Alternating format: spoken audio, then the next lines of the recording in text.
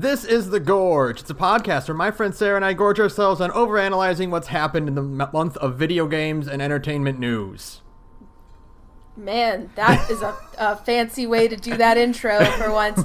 The Gorge is brought to you by Patreon. That's patreon.com/thegorge, where if you help us hit the $200 a month donation goal, there's the word for it, we can start That's Hell You're Walking Into, a podcast where I use my various and sundry skills as a servant in the Avenger class to force Ben to take in all of Fate lore. That's right. I've got skills now. That's what makes a servant good. And if you want to hear about how to make your servants good, you should give that a shot. Thanks. Your noble phantasm is to just make me slowly go insane by trapping me in the fate void. That's exactly what it is. My noble phantasm is called the Akashic Records, and what it is I trap somebody within a reality marble where it's just me and a blackboard with a little pointer stick, and I'm just making you learn everything about the Fate franchise. It's literally... It's an art support NP.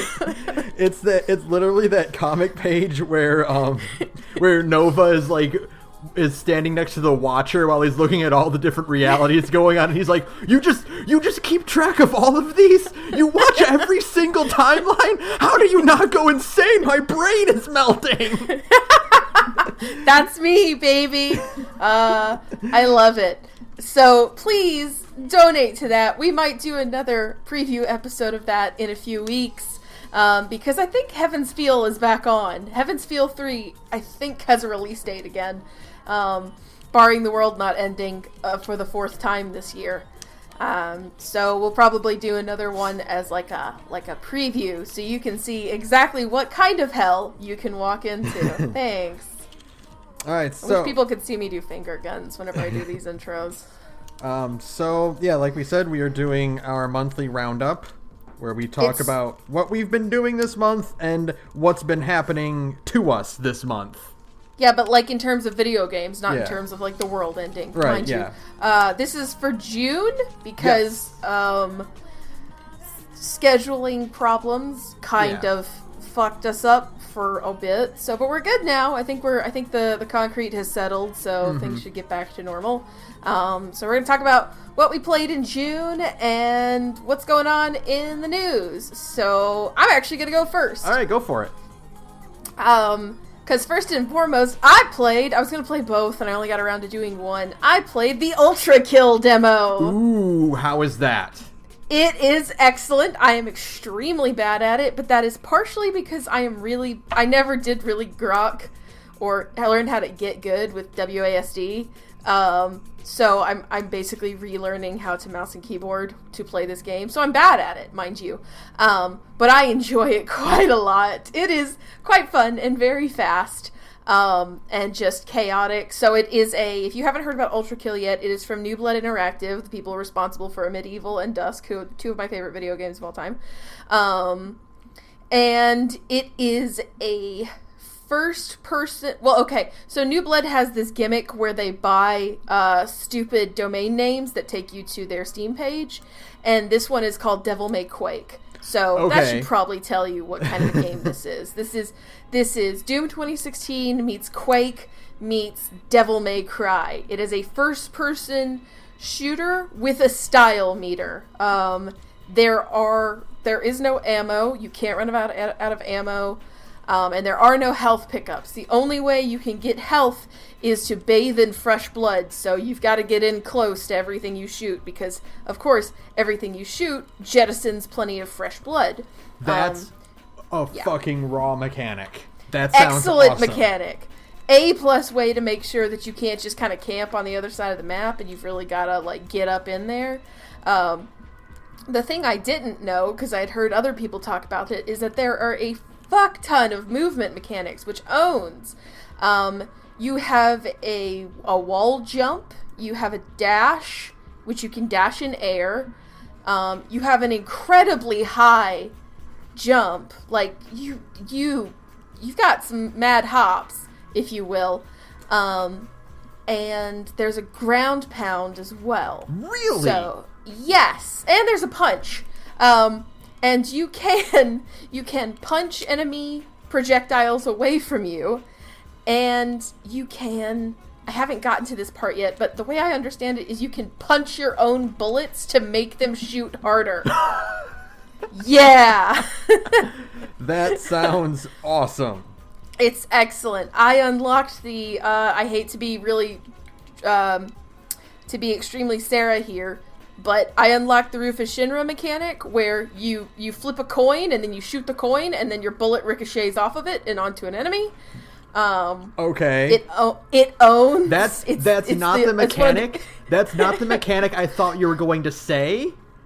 You thought Shotgun Dash. I thought Shotgun Dash. It's not Shotgun Dash. It's a coin flip thing. It's one of two alt fires that the pistol has. One is a piercing shot that can fire through anything as long as it's in like a line. And then the other thing is the ricochet off the coin. It's extremely cool. That sounds dope. It's very dope and very fast, and the music is very good. It has that old 90s first-person shooter aesthetic that's really great. I love it. I'm like I said, I am extremely bad at it. But when I get better at it, I have a feeling this could become a problematic video game for me, wherein I will spend a lot of time playing it. Mm-hmm. I like it a lot. I highly recommend it. It's 3 levels, I think. I know there's a secret level as well. Obviously, I didn't unlock that yet. There's a secret level and 3 levels, and you literally, it's Devil May Quake. You can Google that, and I think it'll take you to the link that will take you to the Steam store page.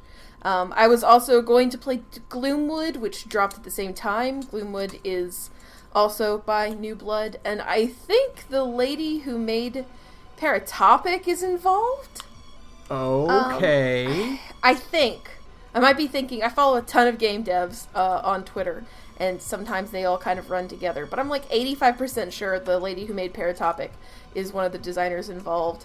I didn't play it, but they call it, it's dumb New Blood URL is Thief with Guns. Okay. Yeah. So I will get around to that, and maybe by next roundup I can talk about Ultra Kill and Gloomwood more. But so far, man, fucking New Blood is just knocking them out of the park. Every single release is just it's rad. It kicks ass. It's a little insane to think about how like these are all one publisher. Yeah. Dusk, a Medieval, Gloomwood, Ultra Kill. Now, this is important. Right. Is Big John an Ultra Kill? I have not encountered Big John yet, but Big John will almost certainly be somewhere in Ultra Kill. At least in the final release. There is a 100% chance that Dave Oshry will be there going, "Ha, kill me!" You know? Yes. I have learned since we talked about Dusk, and I was like, what's the deal with Big John? Like, when we played Dusk, I didn't get it. And now I'm like, Big John, kill me! I've got, like, New Blood brainworms. Apparently that's just Dave Oshry. It's because it's funny, because, like, when we did Dusk, and we're like, what? This boss feels, like, weird and so out of place. Right. And then, we saw that he's in a medieval, like, oh, it's a gimmick. Okay. It's a thing. Yeah. Once you get that, you're like, oh, okay, it's a publisher thing. I think Big John comes from, because a lot of people who made Dusk made the remake of a first-person shooter that is called Rise of the Triad, and I think Big John originates there. I'm not sure, but I think that's the story, and they just keep bringing Big John to other New Blood games, along with the Dope Fish from Doom? No. Quake, right? Quake. No. Okay. Yeah, Quake. I think from Quake. My video game esoterica is not as strong as it used to be. Forgive me. Someone please come correct me in our Discord. What else?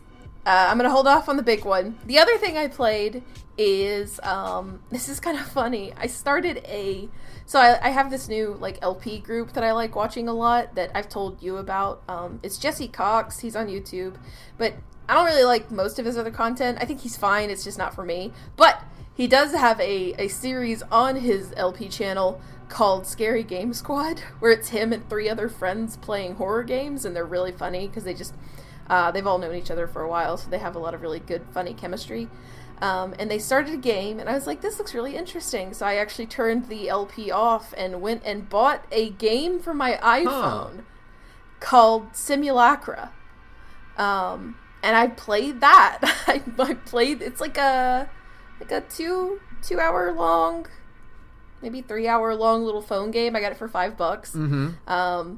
For your iPhone. I mean, it also has a PC release, and I actually think it's on sale on PC, but it's literally, it's not a found footage, it's a found phone horror game. Like, the premise is that you find this chick's phone, and you are navigating her OS, trying to figure out what happened to her. That sounds really, like, you go into, like, her photos and stuff? Yeah, exactly. That sounds really cool. It is very, it's a little, the writing is a little I think there's more like investigation stuff versus like horror stuff, which is cool, but I also wanted it to be a little bit spookier.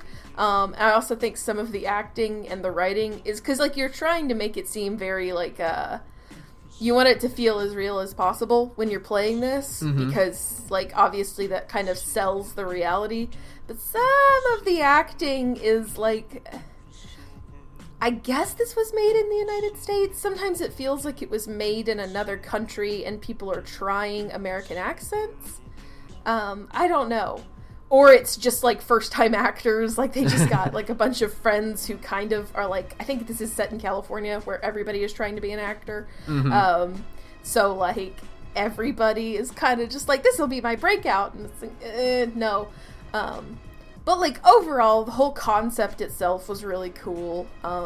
I liked it despite kind of its a bit of jank, just with like the acting, like I said, and some of the way lines are written. It's like people don't talk like this, you know, and that can kind of, when the whole point is selling you on the reality of the situation, like that's like the big selling point. Even those little tiny moments can kind of pull you out of it and be like, hey, hold on, this is fake. Yeah. Which I got, of course, obviously, but you're trying to suspend disbelief for a few minutes. But I really liked it. It's $5 on the iPhone store. I think it's on Steam sale for $2.50 right now, but I wanted to play it on my phone.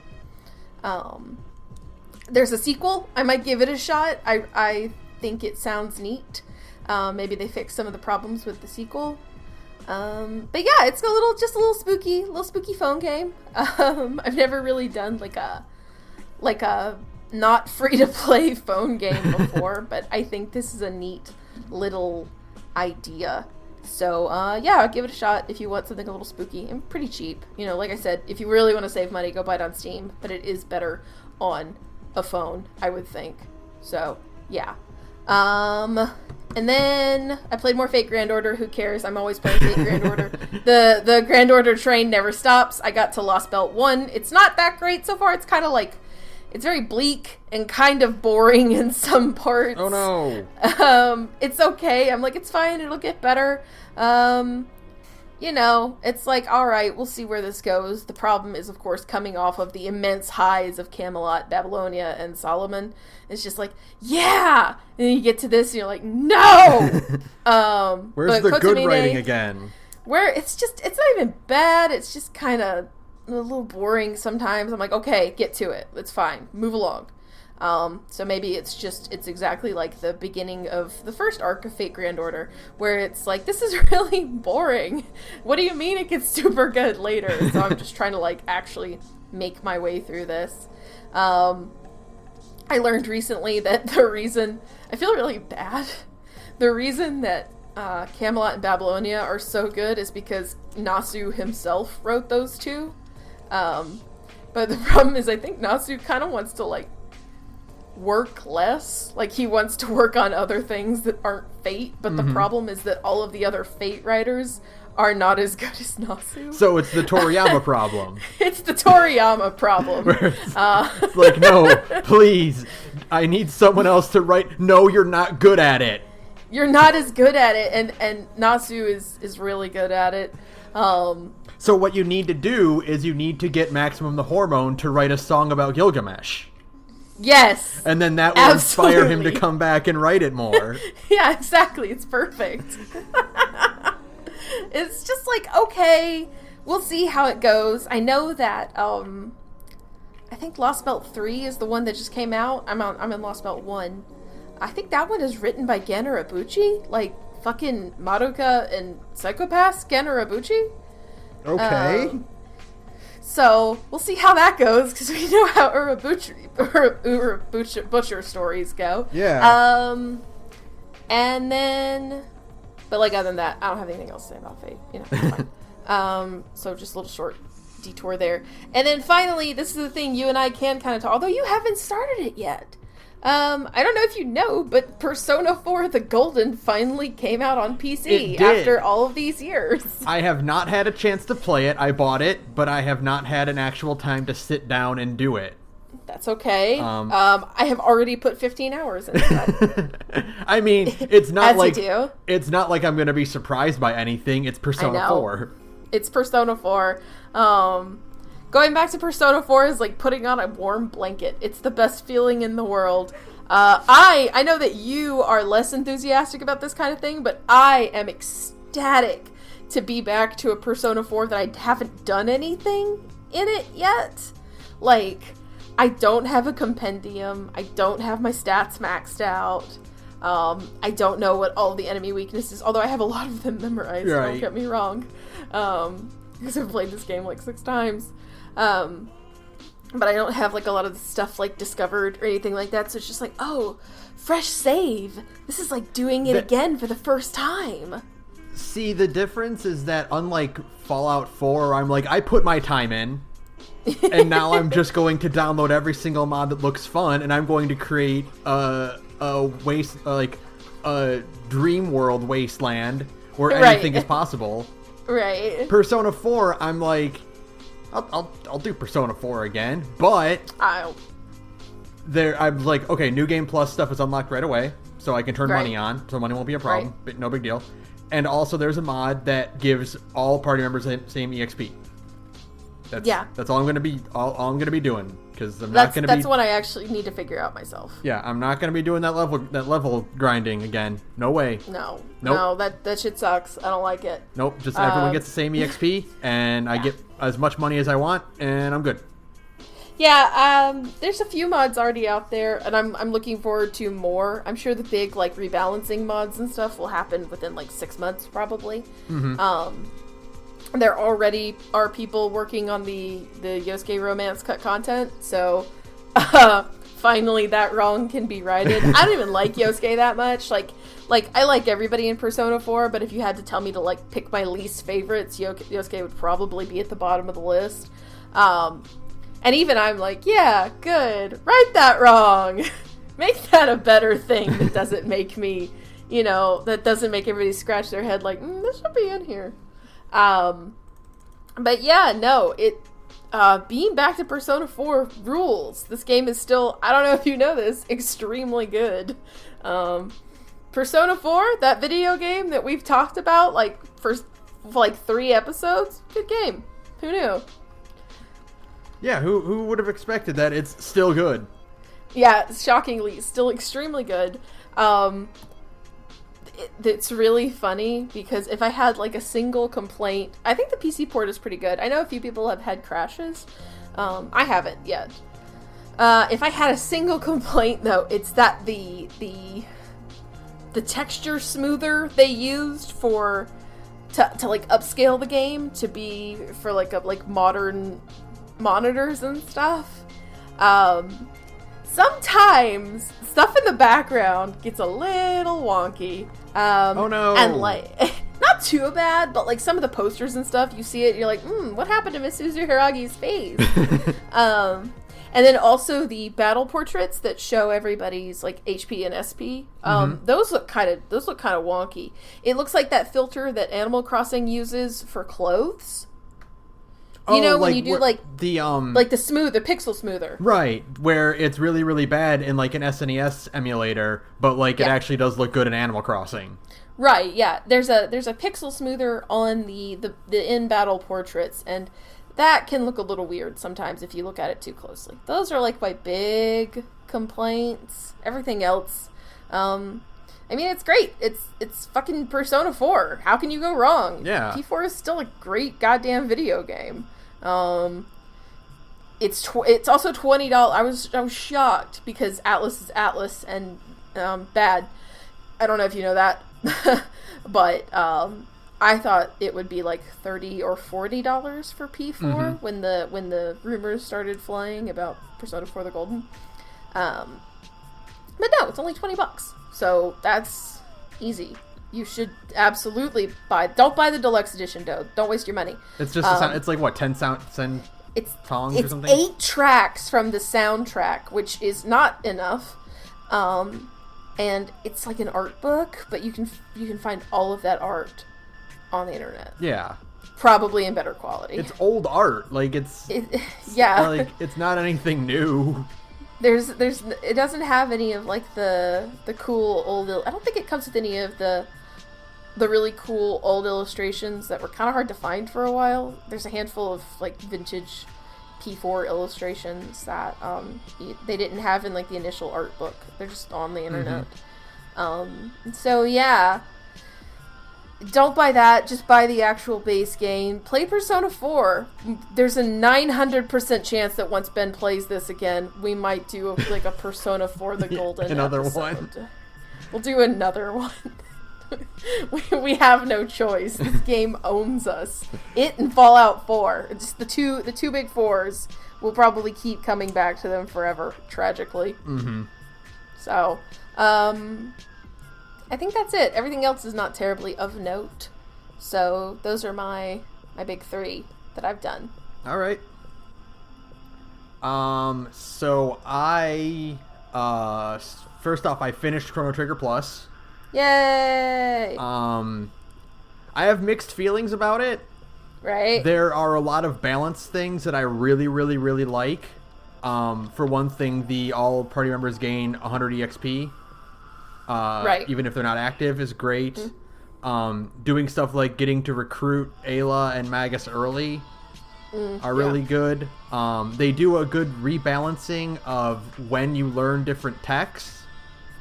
That makes the level thing a bit more natural. Also, Luca and Marl get higher stat growths on their hit rate, which means they can kind of keep up with just base damage. Oh, good. Okay. Those things are all really, really good. Yes. There's also a few like dialogue tweaks that like kind of fix a few plot holes here and there that are really beneficial. Right.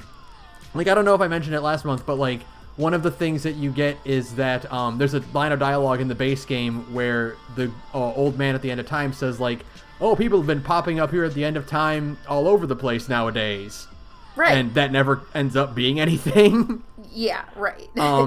This game adds a back room at the end of time where you go to like a little bar and you can see people from different time eras hanging out. How cute. Yeah, it's really cool. They move like a shopkeeper there so you can like buy basic items and stuff.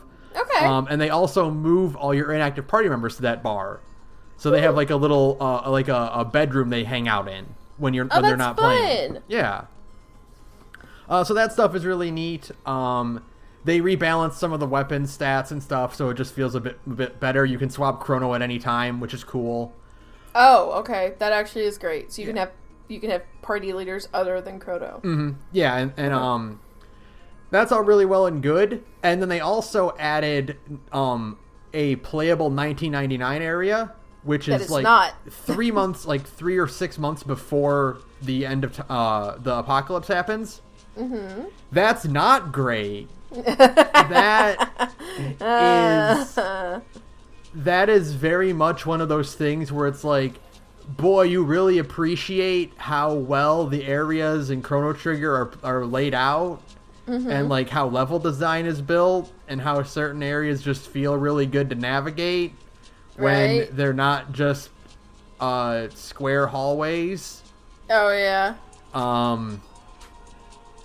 Which sucks, because it would be a really cool idea, you know, but, like, also a lot of the dialogue isn't very good. The new writing in this area. That's not surprising to me at all. It's very fan work. They do this weird thing where you'll read like this text log, because like the way you get to the pre-apocalypse is there's a new dungeon in 2300 AD. And when you clear that out, you find a gate that they were trying to build that will bring them back to before the apocalypse. Okay. So you find like, you know, a Fallout style like apocalypse log.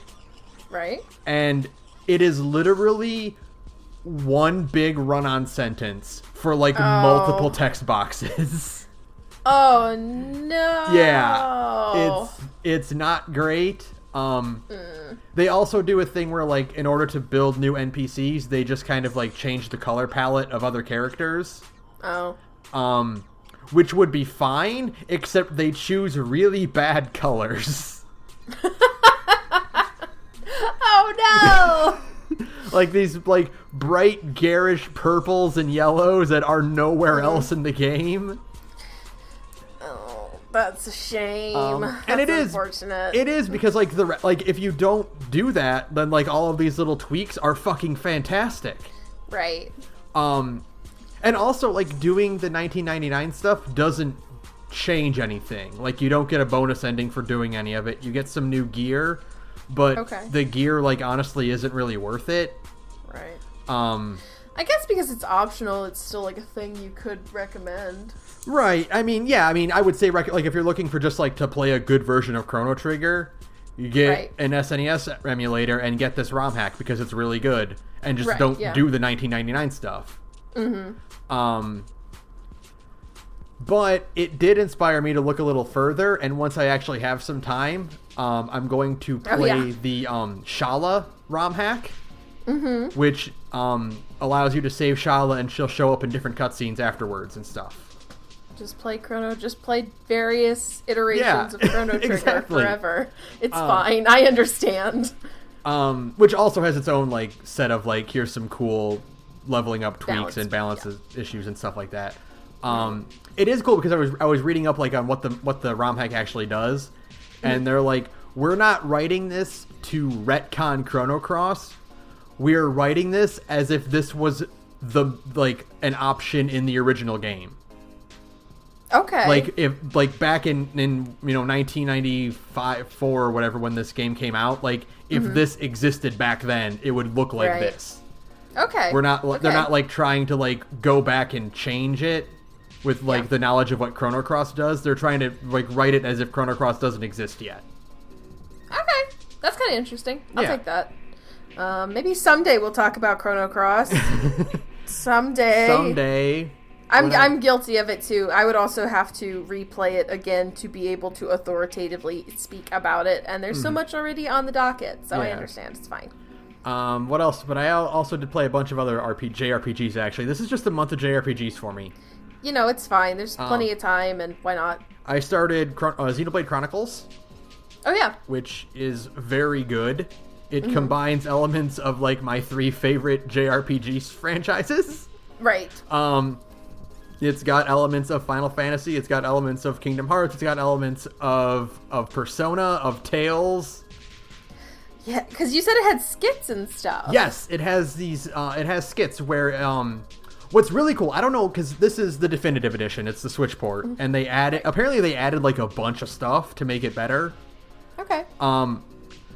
There's a few things I know that they added. One of them, I don't know if this is an addition, but like, instead of like how Tales does it, where it's like you walk into an area and if the conditions are right, the skit will pop up. Yeah. This has the skits be little icons on the map. And if you go to it, it'll say like, oh, it's not time for you to get this skit yet. The characters aren't present in your party for this skit. Okay. So it'll be there, but it'll be like, you can't get this one yet. Come back later. Okay.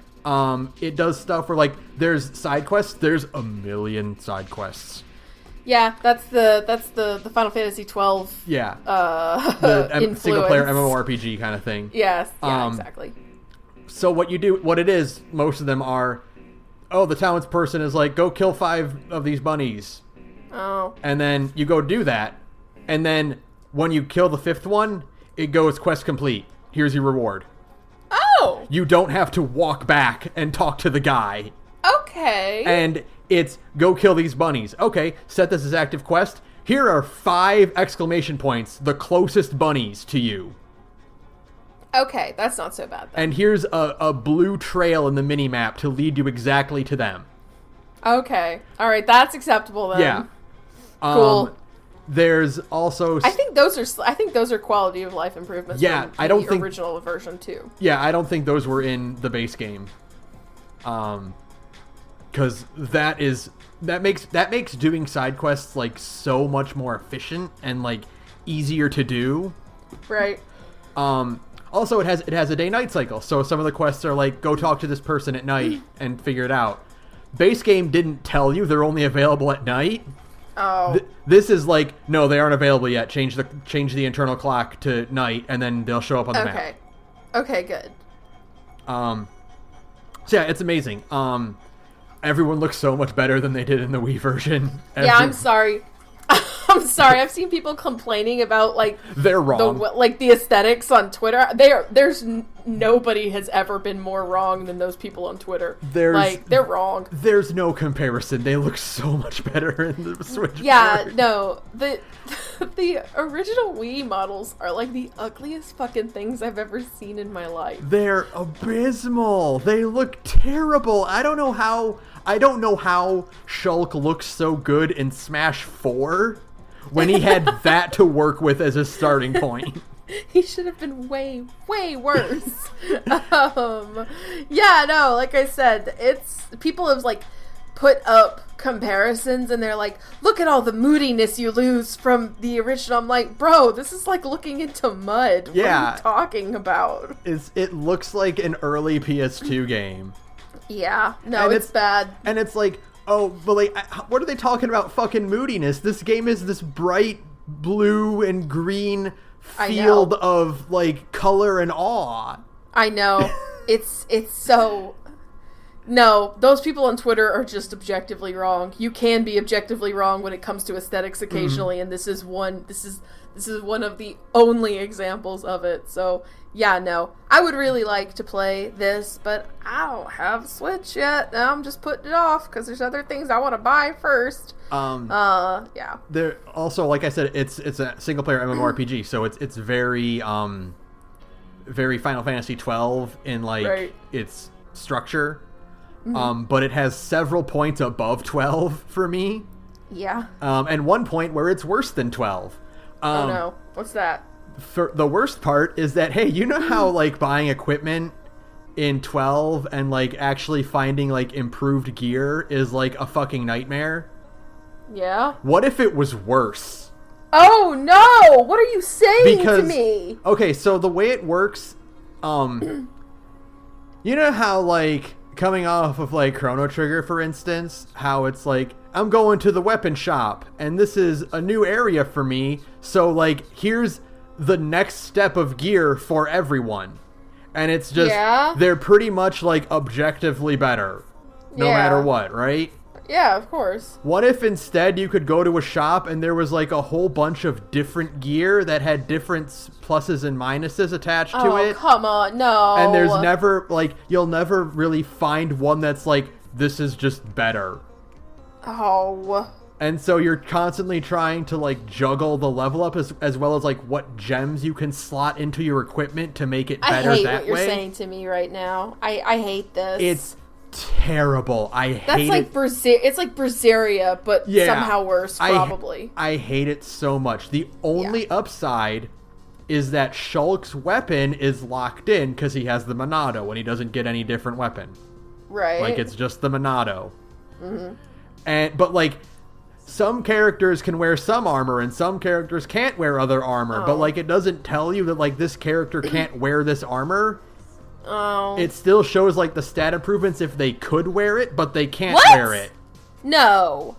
Why would they do that? I don't know. And also, you're buying armor for gear for characters individually, so it doesn't show like, oh, these gauntlets are good for Shulk, but they're not good for Ryan. You have to tab over to Ryan to see if they're better for him. Oh, this is awful. So it doesn't just show the whole party and how like their stats are individually. Why? Yeah. I don't know. It's terrible. Why? No, every JRPG, Final Fantasy VII shows you how, like a game that came out 20 years ago shows you how stats negatively or positively affect the entire party. Like everything, like all these different quality of life improvements I've already seen in this game are like fantastic, but this is the one where I'm just like, what the fuck am I doing? You can find gear off of mooks that's better than your current gear. But like it doesn't like make a big deal out of getting new equipment over just like vendor trash. Right. So like you'll check your equipment and you're like, when the fuck did I get these? Oh my god. It's terrible. I hate it. I absolutely hate it. I hate what you're telling me right now as well. I think it's bad. It is extremely bad. And I'm not like a min-maxing type of guy. No, sure. But it's just like I want to go to the shop that's in the next town, and then everything in that town is better. Right. Because I made progress.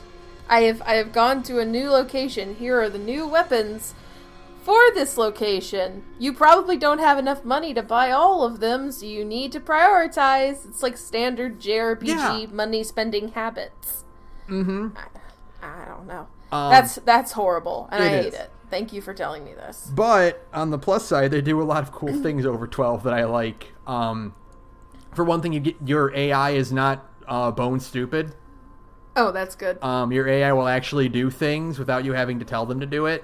Oh my god. They do a cool thing where they straight up tell you like everyone's role in the party. Like Shulk and Ryan have a skit where Ryan basically says, "I'm the party's tank.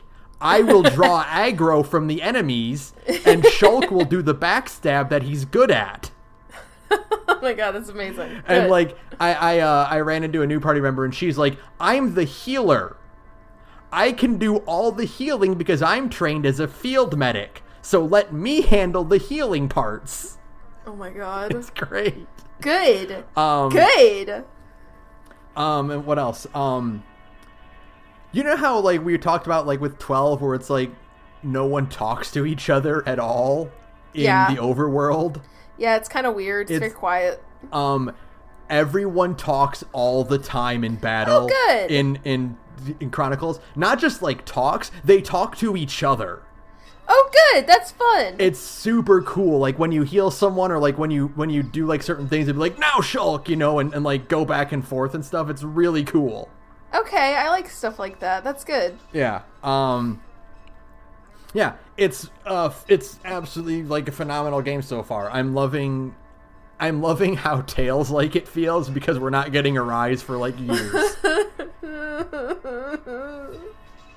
We're never gonna get a rise. It's just dead forever. I'm gonna have to become a Xenoblade fan.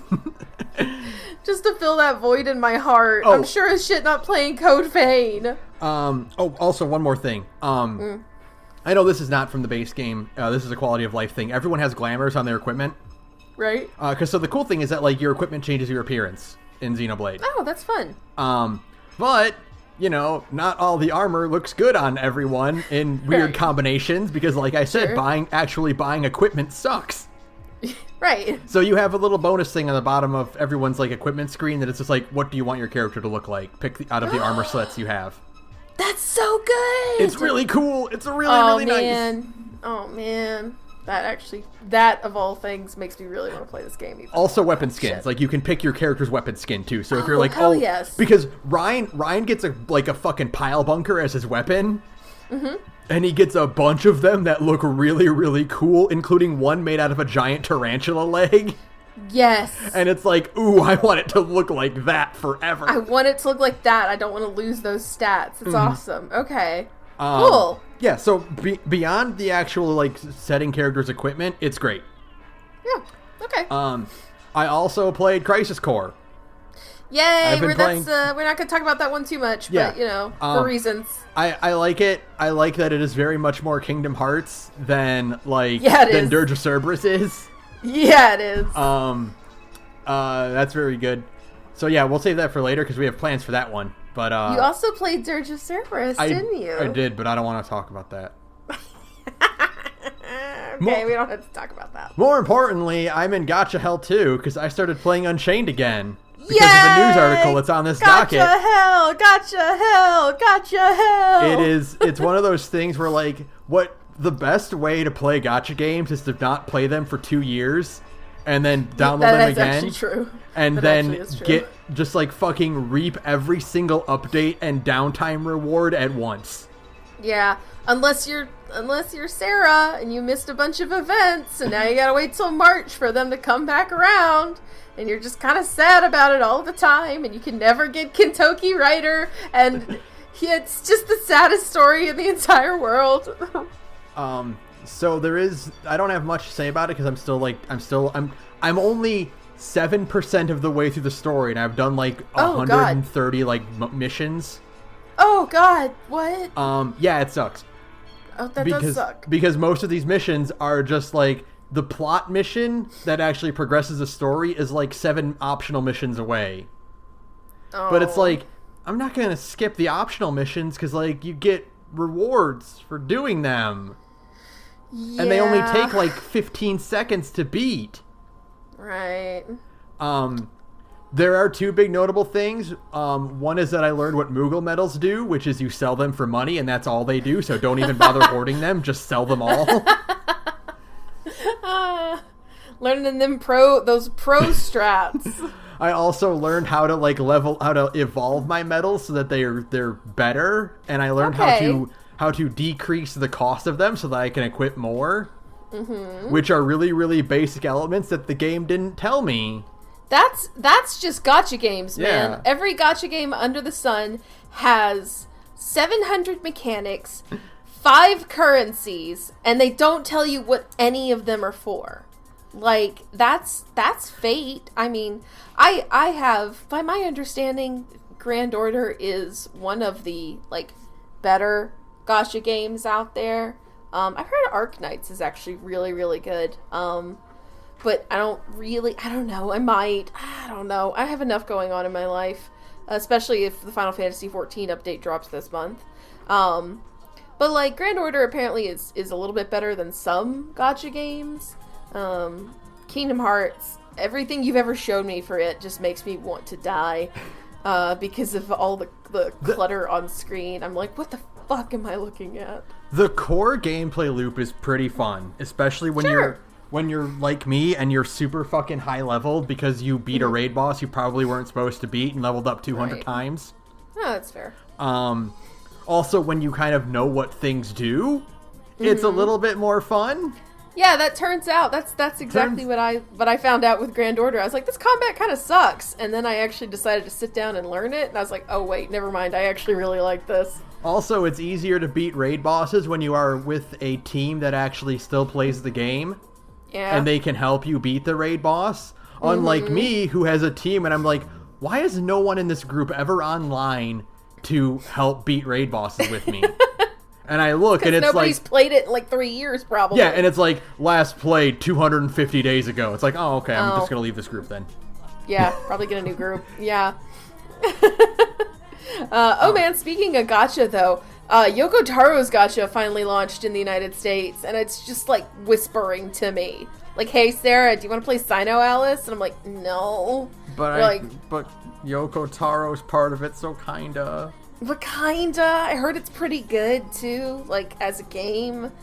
Apparently it's pretty reasonable in terms of, pulling things from the gacha, and the deal is that a lot of them are, fairy tale characters, so, Cinderella is there and Little Red Riding Hood, and I'm like,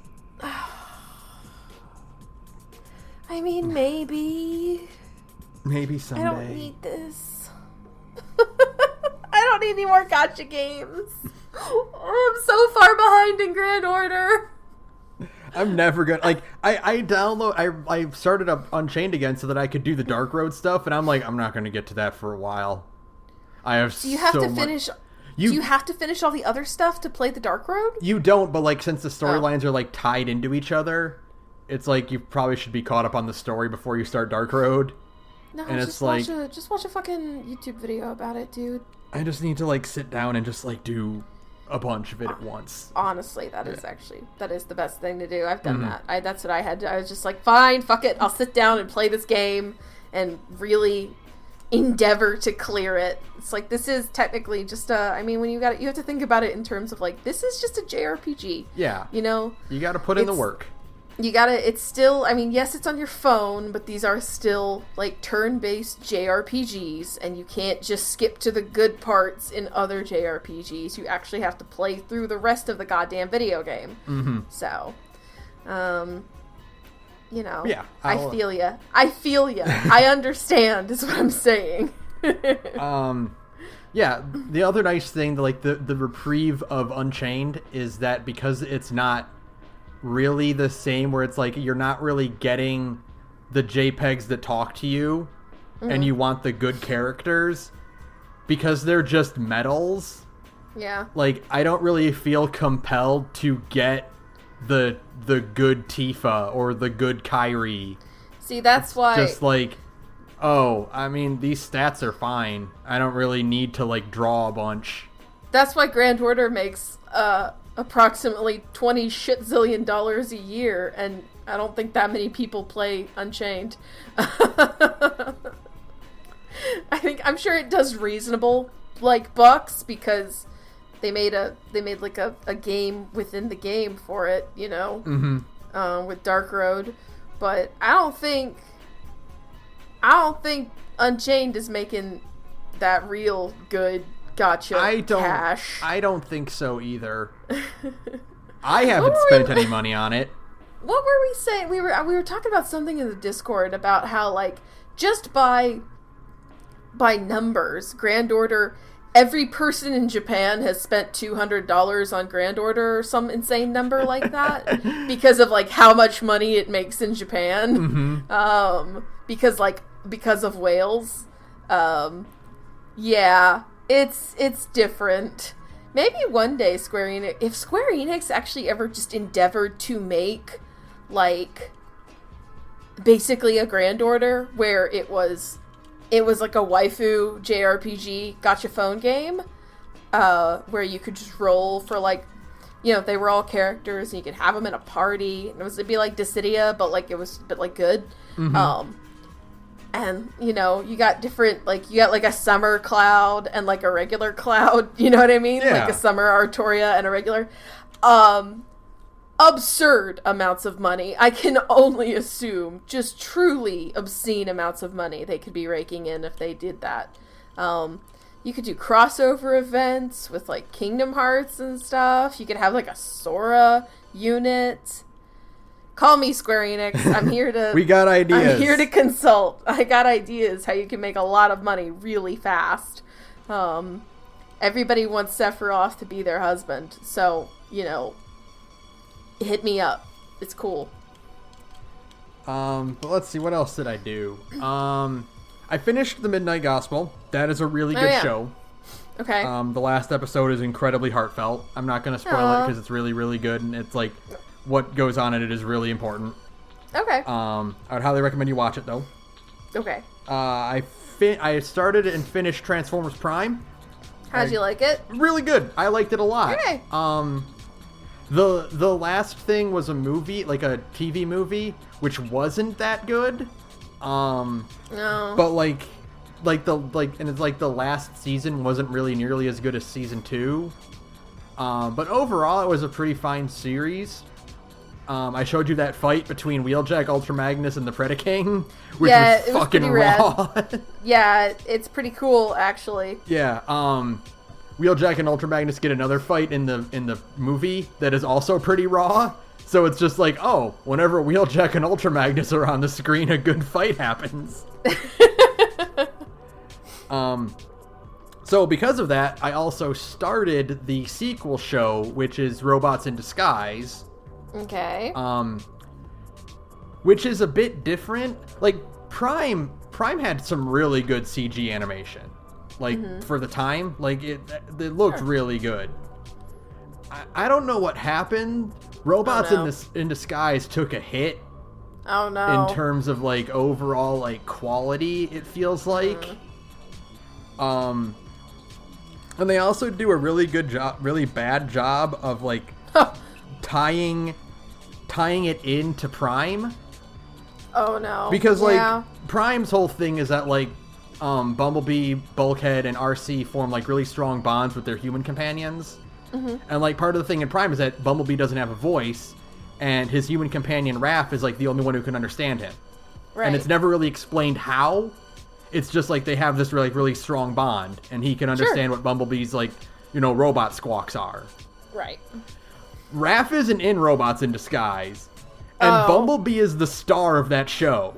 Oh, no. So it's like, you're telling me, like, he doesn't even bother to check up on his friend? And, like, it's not even, like, that far. It's, like, 3 years after Prime ended, and it's, like, you're not even gonna, like, call him up? It's weird. Like, they don't really do anything to, like, tie it into, like, the lore and setup that, like, Prime had. Right. It's not, but, like, if you treat it, like, as, like, just a new show, it's pretty good. Troy Baker is the villain in it. Oh, really? Yeah. Well, that's interesting. Okay. Yeah, so it's not bad, but it's also just, like, I wanted, like, a stronger connection to the old series that I really enjoyed. Right. I wonder when that Netflix show is coming out. Pretty soon, I think. Like, a few weeks from now, I think. Okay. And then lastly, I am still reading Time Paradox Ghostwriter. Yeah, okay. Which almost lost me, and I was like, I'll give it one more chapter. And then that chapter is like, no, fucker, you're back in. And I was like, yes, sir, I'm back in, sir. Thank you. Thank you for the slop, sir. Because my problem with it was that, like, the conflict that the series tried to present wasn't really landing for me at first. Because it's like I said, like last time, where it's like, he writes this manga from the future, and, like, the artist the real author as a teenager, like, confronts him about it. Right. But instead of doing a thing where it's like, he tries to explain it, or, like, she accuses him of plagiarism or something. Right. She thinks it's just a coincidence that they both had the same idea. Right. And she ends up becoming his assistant on the manga because she was so inspired by his work. Right. Even though it's her work. Yeah, and it's even though he's stealing from her in the future. Yeah, and it's like, so, like, the conflict they try to set up is just, like, his, like, just his guilt over, like, stealing her work, and how he's trying to keep up with that pressure of, like, faking it this whole time. Yeah. And it's like, that's not really interesting. There's no... Yeah, that just kind of makes you sound like a shitbag. Yeah, like, you're a bad person. You're just stealing this teenager's work. There's no, like, ambiguity about it. Yeah, it's pretty cut and dry. Yeah. So I'm like, I don't want to keep up with this. Like, this is not going in a direction I thought it would be going. Right. Then a chapter happens. I won't really say this is a spoiler because it's like 7 chapters in. It's still in the like, this is... Wow, that's still a very fresh series. Yeah. Oh, yeah, it's brand new. But it's like, this is the hook of the series. It's like saying Naruto graduates. That's a spoiler. Right. Like, yeah, he becomes a ninja. It's the thing. Yeah. Wow. So the hook of the show is that 1 week, the Shonen Jump from the future doesn't show up in his microwave. Okay. And he's like, okay, that's fine. I have, like, a month copies in advance, so that's fine. Maybe she took a break or whatever. Next week, the volume comes in, and it has a big warning on it that is like, the author of White Knight has died. Shonen Jump is canceling, the work. We will mourn the loss of this great talent, kind of thing. Right. And so he's like, fuck. Oh, shit. Oh, no. Because he's screwed with the future. But then he gets, like, a message gets carved into his microwave. Okay. That is like, you need to keep writing White Knight, or else she will die. Ooh, okay, that's interesting. And okay. so it's like, okay, that's a pretty good hook.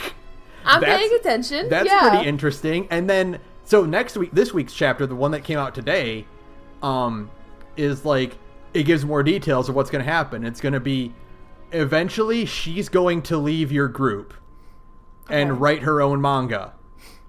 You need to outsell her manga or she will die. Oh my god. Oh my god. Okay. And so I'm like, all right. Sure. That's pretty good. All right, I'm paying attention. Okay. You need to crush this girl's dreams, the dreams that you have already stolen from her. That you have already stolen, yeah. You need to crush her dreams harder or she'll die. Oh my god. Oh my god. Okay. And I'm like, all right. I'm paying attention again. It gets this moment where, like, the last panel of the recent chapter is him, like, fucking trying to work out what her plans were in the future. Yeah. Like, trying to, like, analyze all the foreshadowing, and while he's drawing, like, outlines and stuff and, like, trying to work it out, like, blood drips from his hand onto the page. Oh my god. It's like, okay, that's pretty good. It's pretty raw. All right. All right, I'll pay attention. Fine, I'm listening. Yeah, so that one's pretty good. Okay. I am really interested to see where this one goes now. Well, all right then. Yeah. Is that it in terms of stuff? That's it in terms of stuff that I did that's pretty notable. Cool. Yeah. Let's talk about fucking everything that happened in June and why we weren't able to just, like, roll this into July. This is gonna be a long one. All right, so all right, Ben, hit me. Let's get some minor stuff out of the way first. Wind Waker speedrunners have finally solved a major roadblock. Okay. So as you know, Wind Waker is rife with roadblocks for speedrunners. Yeah. They got past. Turns out the game isn't supposed to be beaten in like 2 hours. And as we've said, like the ideal way to play 3D Legend of Zelda games and to speedrun them is to play the actual game as little as possible. Yeah, of course. So one of the roadblocks, they beat the Hyrule barrier. Right. The next one is an RNG part. In order to do, is it just 100% run? I think it's just 100% runs.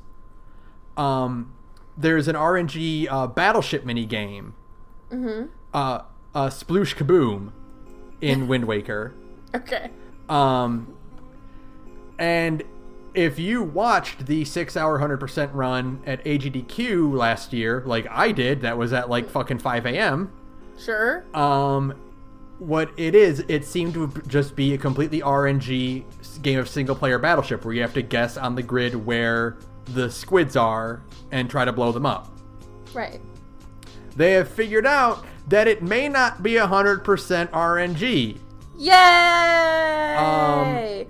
They were able to determine like what kind of seeds you'll get based on just like the different outcomes you get when you do it the first time.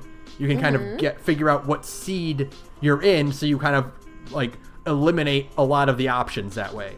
Okay. So that's going to cut down the time because that was just a time sink for a while. Right. Yeah, it was just guessing and trying to clear a luck-based thing. Yeah. As fast as possible, which, as we all know, is extremely hard to do. Yes. Now, it's not perfect because, according to the article, this means the numbers are predictable even though they increment hundreds of times per second, and the tool uses probability curves and runs specific timing to generate a grid that shows the likely positions of each squid updated with each hit or miss. So it's not perfect, but it does cut down on a lot of the probability. Right. Okay. And also the article currently Linkus7, who's a cool guy. Linkus is awesome. Linkus is a very cool guy. Holds the record for Wind Waker at 5 hours and 34 minutes for 100%. Okay. So yeah, that was cool. 100% 5 hours. Oh my god. Yeah. Speaking of small bits of news, Sega announces Game Gear Micro, the strangest retro minigame device ever. Oh god, who is asking for this? Nobody. This thing is terrible. It's such a bad idea. There are 4 colors of this thing with 4 games each. Instead of like what you'd expect, which is there's 4 colors and they have 16 games on them. Right, and you just pick the color you want. They're fucking Game Gear games. They're Game Gear games. This thing only comes with... Okay, let's go down the list. Okay. This thing only comes with 4 games. Yes. It is $50. Yes. Every Game Gear has different games on it, so if you want the full library of Game Gear Mini games, you would have to ultimately spend, I think, like $250. Basically, $200, yeah. Yeah. And then also, it is 1.5 inch screen. Yes, the screen is 1.15 inches diagonally. According to this article, it's not 1.5 inches, it's smaller. According to the article, about a third the size of the original Game Gear's LCD screen. And the whole point of the Game Gear was that it had a big fancy screen compared to the Game Boy. It's smaller than the 2-inch screen of the Game Boy Micro. And I had a Game Boy Micro in high school. Bad for JRPGs. Yes. I don't know if you know that. Extremely bad for lots of text-based games. But was still a cute. It literally came with a keychain hook, so it was a cute novelty. And you could put a Game Boy on your keychain. And you could plug in every Game Boy Advance game into it.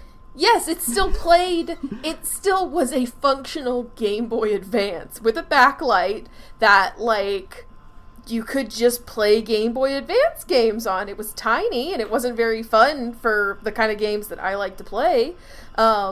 But the concept was just a neat little novelty. I mean, you could buy them, and they were cheap when they came out. That was the other thing. Yeah. It was cheap, and you could, again, play any Game Boy Advance game on it, not just 4. This thing is such a bad idea. Who is asking for this? Who thinks this is a good idea? Who is this for? Okay, so let's run down the games, though, on each one. Oh, God. The black one has Sonic the Hedgehog, Puyo Puyo 2, Outrun, and Royal Stone. Okay. The blue one has Sonic and Tails, Gunstar Heroes, Sylvan Tale, and Baku Baku Animal. Okay. Yellow one has Shining Force Gaiden, Shining Force Gaiden 2, Shining Force Gaiden... This is the one that just has Shining Force on it, yeah. Shining Force Gaiden Final Conflict, and Nazo Puyo Arle no Ru. What? The red one has Megami Tensei Gaiden Last Bible, Megami Tensei Gaiden Last Bible Special... What? The GG Shinobi, and Columns. Also, separately, they are selling the big window micro magnifying glass so you can actually see your games on the Game Gear. And again, they actually made one of those I had a Game Gear. And they actually made one of those for the Game Gear, which is wild when you think about it, because the Game Gear actually had a pretty respectable screen. Mm-hmm. But I guess if you wanted it to be even bigger, you could slap a magnifying glass on it, and I had one.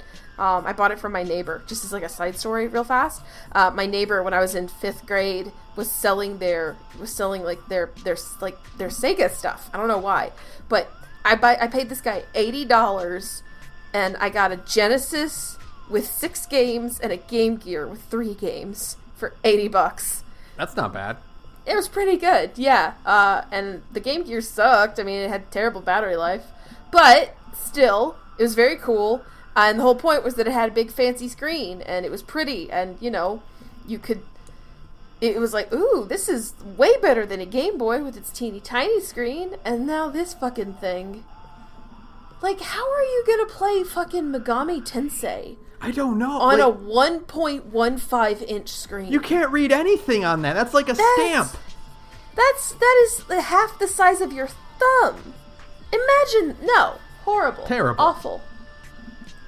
Whose idea? I don't know who this is for. To the gulags with you. Let's see, what's next? People are playing a 5-year-old build of Dead Island 2. What? I haven't heard this one at all. According to Eurogamer, the build, which reportedly emerged on the V-board of 4chan, is playable, although there are placeholder assets throughout. It is dated June 2015. Footage of it is on YouTube, and all the videos in this article have been removed. Oh, great. That never came out, did it? It did not. There's a trailer in here, and the trailer was from E3 2014. Oh my god. I just realized that Dead Island 2 never happened. No, it didn't. Honestly, that's because Dead Island was such a fucking... I'm honestly amazed they even announced a Dead Island 2 in the first place, considering right? Dead Island was such a train wreck. Apparently, there are still plans for it to come out. Yeah, okay. Dead Island 2 is still without a release date, but Koch Media boss Clemens Kundratitz recently insisted that it was still important to the company. My favorite question, Kundratitz said when our friends at Game Industry Biz asked for an update on the Beleaguered Zombie sequel. Look, Dead Island is a very important brand for us. We've got to we've got to get it right. It's just a testimony to our dedication to get it right. Oh, okay, so this is the Duke Nukem Forever answer. Yeah, it's done when it's done. Mm-hmm. Our Jaeger team is fully committed to the development of AAA quality titles. Oh my god. I really just thought that one was dead. That thing's going to be dead soon. Because, like, what? Are they going to switch over to next-gen development? Like, right? Fucking PS5 comes out PS5 at Dead the end Island of this year. 2? Yeah, okay. Launch title for the PS5. Yeah, sure.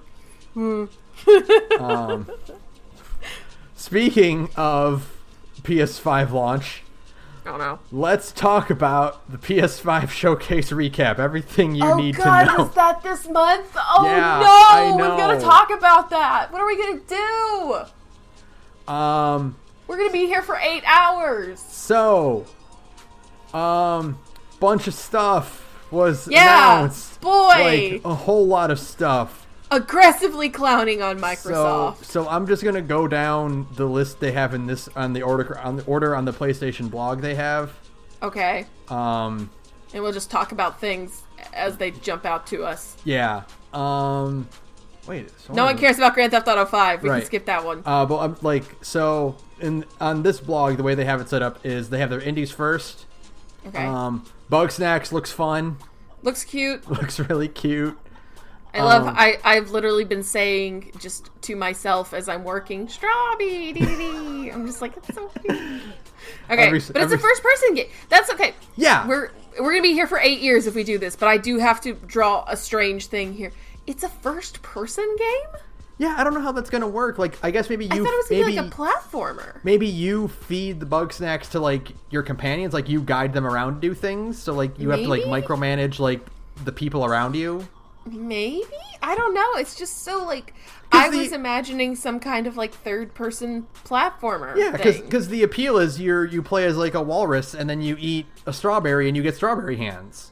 Right? Yeah. Yeah. Like, so I don't know. I don't know how it's gonna play. Right. Speaking of platformers, they did announce Kena, Bridge of Spirits. I love the return to 3D mascot platformers that this gen is advertising. There were a lot of just straight up 3D action platformers in this presentation, like way more than I was expecting. I think it's just because they're like, well, we've cornered the market on everything else. Let's corner the market on children's games too. It's like, oh, okay. I mean, that's cool. I think this looks great. It looks like a Miyazaki movie. Yeah. So I'm cool with that. Yeah, I'm definitely cool with that. What else was there? There was the what was it called? The one where you play as a PS5 controller buddy, like a little robot buddy. Yeah, where is that on this one? Why is it not listed here? Why have they only done third party and indies? Where is it? But it comes with the PS5.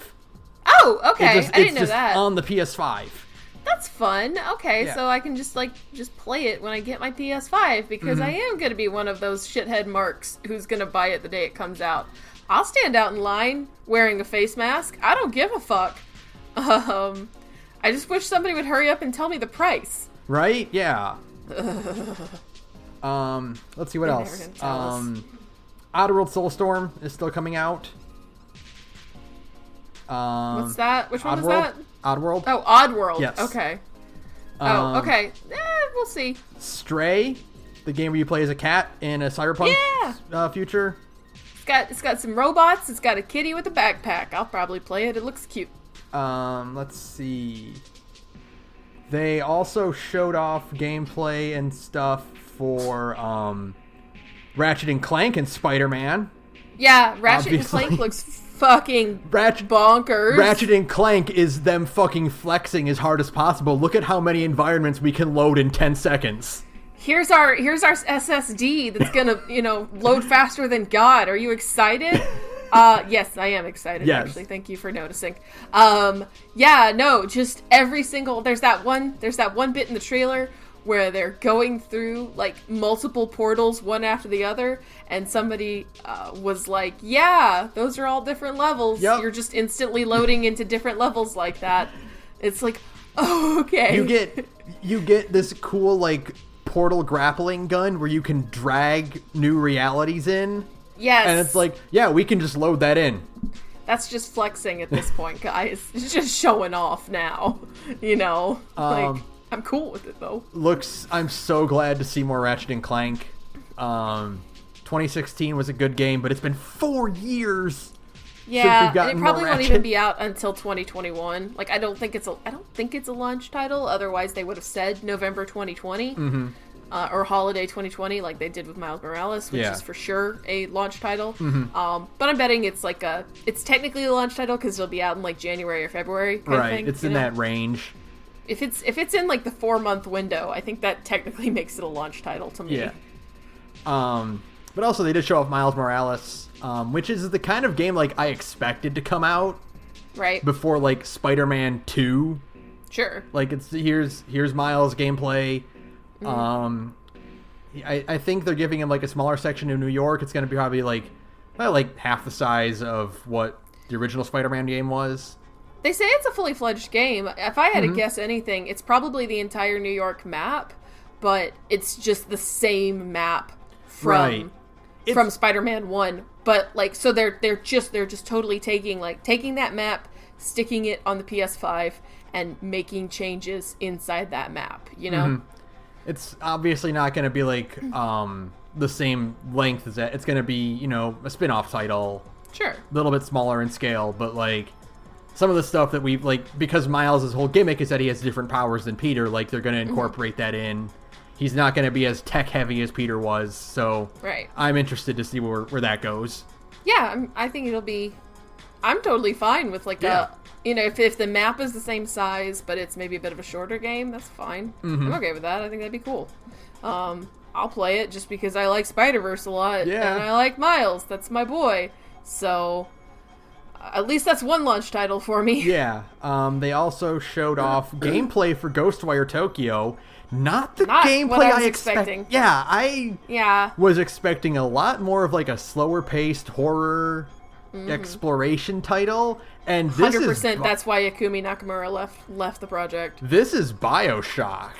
This is a BioShock / cyberpunky, just action first person sort of horror, like spooky looking monsters. Like you've got your abilities and your guns, like BioShock 2 or Infinite, and you're fighting like a bunch of monsters and stuff, and the aesthetic is still really sharp. It's just not what I thought it was gonna be.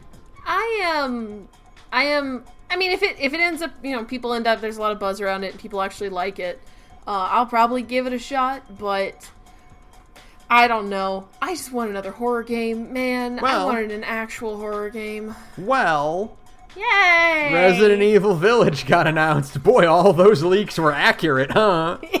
Yeah. How do you like Capcom trying to say that this isn't Resident Evil 8 when the 8 is in the fucking title? Like, it's highlighted to be 8. I feel like that's like, don't say the verb photoshopped. Say enhanced by Adobe Photoshop. It's like, guys, this isn't Resident Evil 8, it's Resident Evil Village. Please, all of our marketing is counting on it being called Village, okay? It has the word Village in our logo. Please just call it that. It's not... It's like, it's like how technically Mortal Kombat 9 is just Mortal Kombat. You're not really supposed to call it 9. But it is 9. Yeah, this is 9. Definitely Resident Evil 8. Mm-hmm. Yeah. Okay, Capcom. Yeah. I guess that makes sense because I think RE7 is technically RE Biohazard. Yeah. Yeah. Anyways, it's Ethan's back. Ethan's back. Chris He's having is a hard time. Chris is like, what? You thought you could get out? No, you thought you were bitch. done? You're a protagonist. You're part of the cast. You're part of the cast now. Welcome to the family, son. I'm gonna shoot your wife now. She's fine. She's fine. That's a hallucination, or she's not really. It's not really her. Or Something- or she's got like weird, I don't know, like science goo inside of her that keeps her from dying or something. You know, Yeah, whatever. She's fine. It's not gonna be that. I love the line read on Ethan's why though, because he just sounds more frustrated than He's anything. Why? You know, like it's not like a sad why. It's more like, dude, not cool. Bro, unacceptable. Chris is like, you didn't even do a mansion. Grow up. Come on, stop whining. Shut the fuck up. Now you're in your equivalent of RE4. Yeah. He's He's like, it's a European village. Chris is like, ooh, I'm Ethan. I had to go through a house. Come on. You got menaced by a couple of rednecks. That's just a lot of people's Saturday night. Chill out. You didn't even encounter a Wesker. There are no, although what, oh man, it would be cool if Wesker shows up. I know he's just like hardcore dead, but like, you know, come on. It's Chris. Chris is here. All those, usually means there's a Wesker. All those villains look really cool. The witches things? Yeah. They look rad. Werewolves and shit. I am super down for all of this. This looks rad. I'm into it. I wanted all of those rumors to be true, and they were. Yes, thank God. So werewolves and witches, and how are they going to science explain this away? Shut up. Don't worry about it. They'll find a way. Shut up. Capcom also showed off Pragmata. Yeah, how about that being a Capcom game? Which is really cool because I would have said Koji Pro. I thought it was gonna be the next Koji Pro game. Yeah. It has those weird aesthetics. There's like a little girl and you're an astronaut and she does things, but she's like the thing that powers it, I guess. Mm-hmm. And then you make the thing go. I don't know. But I think it looks really interesting. I'd like to know who the staff on that is. Like, who at Capcom is working on Pragmata, and can we see a deeper, like, what is that gameplay going to be?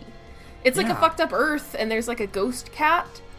But it was really interesting. It was very aesthetically striking, so I'm on board with it. I'm just like, no, I would like a few more details to tell me, like, it's been a while since Capcom has just done a straight up new IP as well. Yeah, this is just brand new. It's not tied into anything. It's not like a Resident Evil or whatever. This is just straight up, hey, this is a new IP. Let's see how it does. It's like, oh, okay, that's cool. I would like to know more. Thank you and please. Especially because, again, the PS5 is right around the corner. Yeah. What else got shown off? Little Other Devil... than the big one? Yeah, I'm just trying to get, like, what else was there? There was Little Devil Inside, which looks fun. That does look cool. I do think that looks interesting. It's like a... That was a Kickstarted game, actually. It's finally out. Okay, yeah, that one looked cool. I like the humor in that. Yeah, the trailer was really good. It's keeps cutting back and forth between, like, action sequences and this old British-looking fellow going about his day. And it's like, yeah, that looks... the best use of a poop joke in a video game trailer possibly ever. Good for you. Yeah. Usually you can't execute those things. Yeah, no, I think it looks neat, like a cartoony Dark Souls or something. I don't know. Yeah. What else? Deathloop. We saw actually footage of Deathloop. That looks really fun. Deathloop was cool. I'm a big Arcane fan, so I'm glad I thought it was dead because it's been a while since we heard anything from it. Mm-hmm. But I'm glad it's still kicking. I like Arcane games. Some people were like, this looks like bad. I'm like, you're wrong. Immersive Sims rule, and I want them to keep happening. So please. I do like that the main dude's power is literally just blink. Right, like, yeah. I saw it in the trailer, and I was like, that's just the reused animation for blink. Mm-hmm. Just, they're going to drop something on us, and it's going to be like, yeah, this is actually 500 years in the future of Dishonored after Death of the Outsider. Right. And then I'm going to have to play Death of the Outsider finally and finish it. Shit. So, I also respect how incredibly French the people who presented Deathloop are. Yeah. If you go back and watch that presentation, those guys are extremely French. It's really funny. The other one that I want to talk about before we get to the big one is Returnal. Oh yeah, the horror game. Yeah, where your character just keeps dying on the planet, and you respawn and you have to progress with that way. Looked really cool.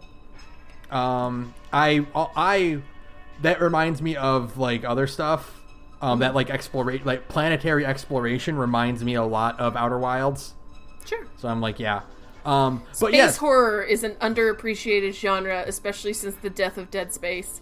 So, yes, please keep giving me more space horror. Also, NBA 2K21 is the sweatiest game of all time. Yeah, you always... that's how you know it's a next-gen trailer, though, is because it's like, look at these sports guys! They're sweaty! It's like, look at how realistic their sweat is. Let's focus on their sweat. See? We have incredible sweat technology. That's how you know it's next gen. And I'm like, okay, I guess. It was that whenever a 2K trailer happens in the middle of like a presentation, it's always like all of Twitter at the same time goes, oh, bathroom break. Yep, basically, yeah. That's it. So, big one, finally. Well, actually, real quick, Demon's Souls Remastered. Then we get to the big one. Demon's Souls Remastered, sure, cool. Absolutely. Big one. It's here. It's finally here.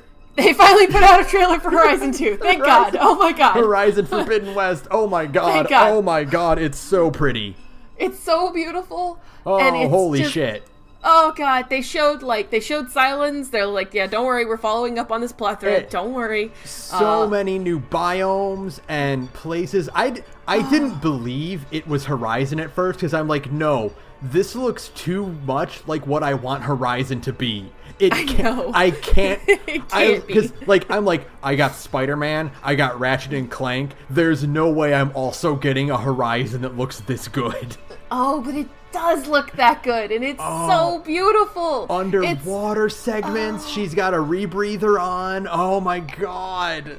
There's like big sand dunes, and you can see the Golden Gate Bridge. So it's probably, from what I can tell, probably going to take place in just like all of California. If I had to guess, because the first game takes place in like kind of where like Colorado and Utah and those states out there kind of meet.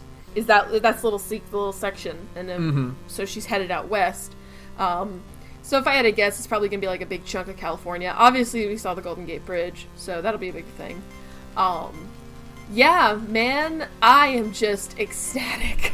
I'm so excited because it's been a really long time since Horizon came out, and even longer time since we got any kind of anything. You know, we got Frozen Wilds, and that was it. And once Frozen Wilds came out, they're like, well, we're done. And they went total radio silence, I guess because they were working on this, obviously.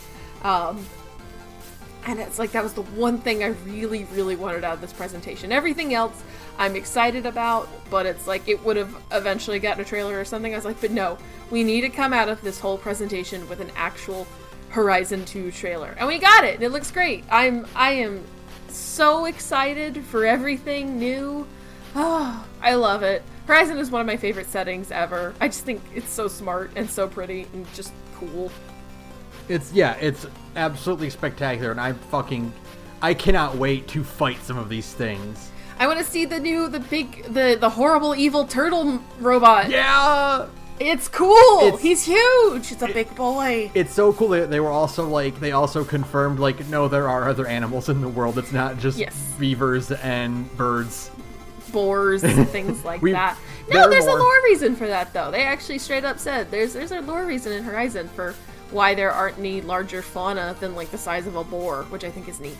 Yeah, I mean, and then we talked about that, but it's also just no, it's not just these ones. But also, please give Aloy a dog or a robot dog. I'm begging you. I just want a buddy that'll go places with me and can ride on my back when I'm going up mountains and stuff. Yeah. Yeah, it looks super cool. It also looks like we're also getting hints of actually domesticating the robots, which is the thing we kind of talked about that you would expect to see. Right. But we didn't really. So I'm glad we're actually getting kind of a look at that idea. Right.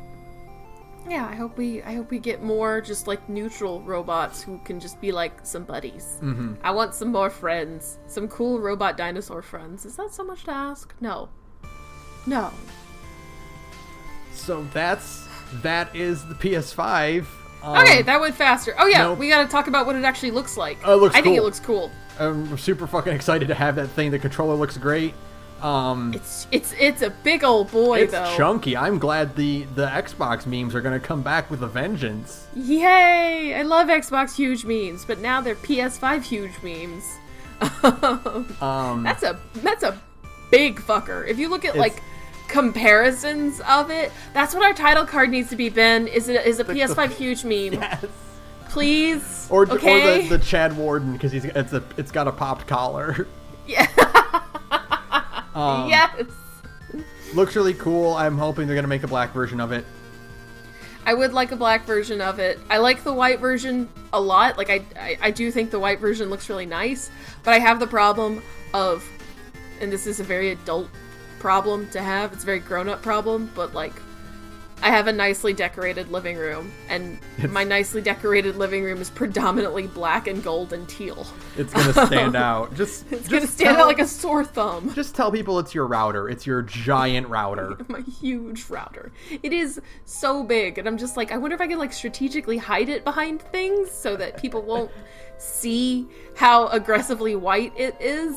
I don't know. Please just put out a black version. Yeah. It would be very, very sleek. You know, it will be cool to see like special edition PS5s though, because those panels can just be made to look pretty. Yeah. You know? So I want one. Give me an official release date and an actual price, yes. Please. Tell me how bad this is gonna hurt. Right. I'm gonna do it, but I would like to know ahead of time. I will not complain if it's like $500. Like, that's acceptable. Mm-hmm. If it's $600, I'll be like, but I'll pay it. You know what I mean? Like, right. I'll be like, and struggle to hand the money to the guy at GameStop. $700 or more is when it starts to get dicey, and you start going, I don't know, man. That's several months of car payments. Yeah. That's more than my rent. So, like, we'll see, I guess. Yeah. Just... It's this ridiculous waiting, this dancing around the subject between Sony and Microsoft is really funny, though. It's completely absurd, but... One of you is gonna have to pull the trigger eventually. Somebody has to blink. You can't put the console out and then you find out how much it costs when you buy it. It doesn't you know? work that way. One of you needs to fire. Okay, you have been standing in the streets in front of. You've been standing in front of the streets in front of the tavern for like 3 2 days. Hours. It's okay. Somebody has to draw. Okay, that's how this works. Oh my god. The wagons need to get by. How are you still just squinting at each other like this? Don't you need water? The guy playing the good and the bad and the ugly theme is getting tired. Yeah. Please, God, somebody draw. He's looped through it like 1,000,000 times already. His guitar string broke. You need to fire. Please. I need to know how much this is gonna hurt. God. It really will just be like a month before the consoles come out. They're finally like, fine, here. They'll try to be sneaky about that's my they're gonna be like, it's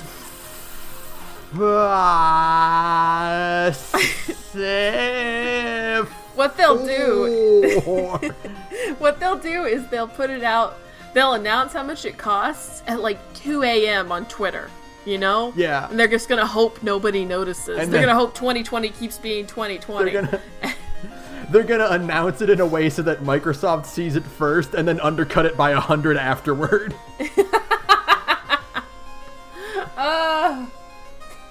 It's ridiculous. See, this is what happens, though. Sony has such a reputation for undercutting other people's consoles that when eventually everybody knows that you're gonna do it, it's like, this is how you end up with this standoff of announcing the goddamn price. Like, both of them are just like, I know Sony's gonna do this shit. I'm gonna wait for Sony for once. You can't.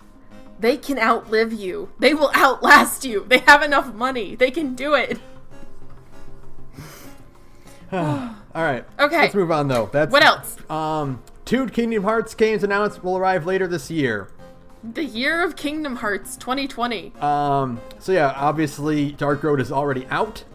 Right. But Melody of Memory is not out yet. Melody of Memory is this generation's version of Chain of Memories or Coded, where here's the recap of the old games. And there's a little bit of extra plot stapled onto the end of it. And it's got a lot of extra plot stapled onto the end of it. That's some big story elements they're going to cover later. That's a Kairi. Why is the Kairi stuff in the music video game? Why? Nomura. Nomura will be goddamned if he doesn't get to make his musical game. Fucking a ton of songs in this. 120. That's crazy. So it's just a game that celebrates Yoko Shimomura's music. Yeah, that's fine. It has Disney songs in it, though. Which is really cool. I did not expect that. I'm very glad for it. They showed off a bunch of, like, stuff already. They showed off Agrabah, Destiny Islands. They showed off the Keyblade Graveyard stuff. So it looks like it's gonna cover at least everything up to Birth by Sleep. Okay. Because that's the first game the Keyblade Graveyard actually appeared in. So that, like, might be, like, that might either be the ending of Birth by Sleep, or it might be the ending of Kingdom Hearts 3. Like, they might just do the entire series. Right. In recap form. Okay. That's fucking really, really cool. I'm super fucking excited for this, because I did I did not expect to get, like, the next story beat this early. Yeah, the DLC only came out in, like, what? January? Yeah. So you're already getting new food. You're gonna get fed twice this year, Ben. So that's cool. And like I said, I'm gonna make progress for Unchained to get to Dark Road. Yeah. You gotta get there eventually, man. You gotta go deep into gotcha hell. I'm sorry. Do it. It's a damn shame. Yeah, that looks cool. Also, it looks like a really good rhythm game, just like in general. Yeah, it's like a action rhythm game. Looks cute. It's got competitive multiplayer in it and co-op multiplayer, which is cool. Huh. Okay. Interesting. Yeah. Next, first look at Studio Ghibli's upcoming CG movie. I'll be honest, looking at these screenshots, the Ghibli art style does not translate that well into 3D. I don't want a 3D Ghibli movie. That's not what I go to Ghibli movies for. Why would I do that to myself? That's not... Like, no. The closest you want is, like, what Ni no Kuni looked like, you know? Yeah, but that was a video game. Yeah. Like, you know, if it was a video game, I'd be like, okay, that's fine. But, like, no, I go to Ghibli movies for, like, beautiful hand-drawn anime. Yeah, they look... I mean, it looks like Ghibli's art style, but, like, it does not translate to 3D that well. Yeah, this push for 3D anime, I like some of it. I mean, obviously we like Beastars a lot. And Lupin fucking looks amazing. Looks gorgeous. But I still just like, no, I'm okay if we just keep sticking with 2D. It's fine. I know this is probably on the docket, but we gotta bring it up now. The World's End With You anime. Yes. Is also CGI, which is fucking bonkers. That's a CG anime, y'all. They talked about it. They're doing a blend of hand-drawn and CG. Cool. So that's dope. Very cool. And from what we've seen so far, I can't tell what's what. Yeah. Maybe it'll be more obvious when we've got, like, the full show. And it's not just a quickly cut together, like a trailer with a lot of quick cuts. But I think it looks great. It's super fluid. The actual art style itself is significantly better than the art style of the actual game. As much as I like Nomura's art, I think it was a little too exaggerated in the original. Really, really clean. Like, clean is the word I would use to describe this anime. Very clean, very sharp. Just really, really good. So I'm extremely excited for The World Ends With You anime, because it's also just a straight up adaptation of the first game, so you don't have to play the first game. So they are absolutely either making a sequel or whatever fucking Kingdom Hearts game comes out next is going to tie into The World Ends With You in a much more aggressive way. Because, like we've said before, the secret ending of Kingdom Hearts 3 is just, hey, they're in Tokyo now. They're in Sora's in Shibuya and Riku's in Shinjuku. Like, they're just there. They're just there, and it's like, well, The World Ends With You is pretty aggressively set in Shibuya. Like, that's the whole setting. Like, they made it a point to talk about in Dream Drop Distance that, like, this is the characters from The World Ends With You. Yeah. Like, this isn't just a character named Nico. Like, it's them. Yeah. It's them from the game The World Ends With You.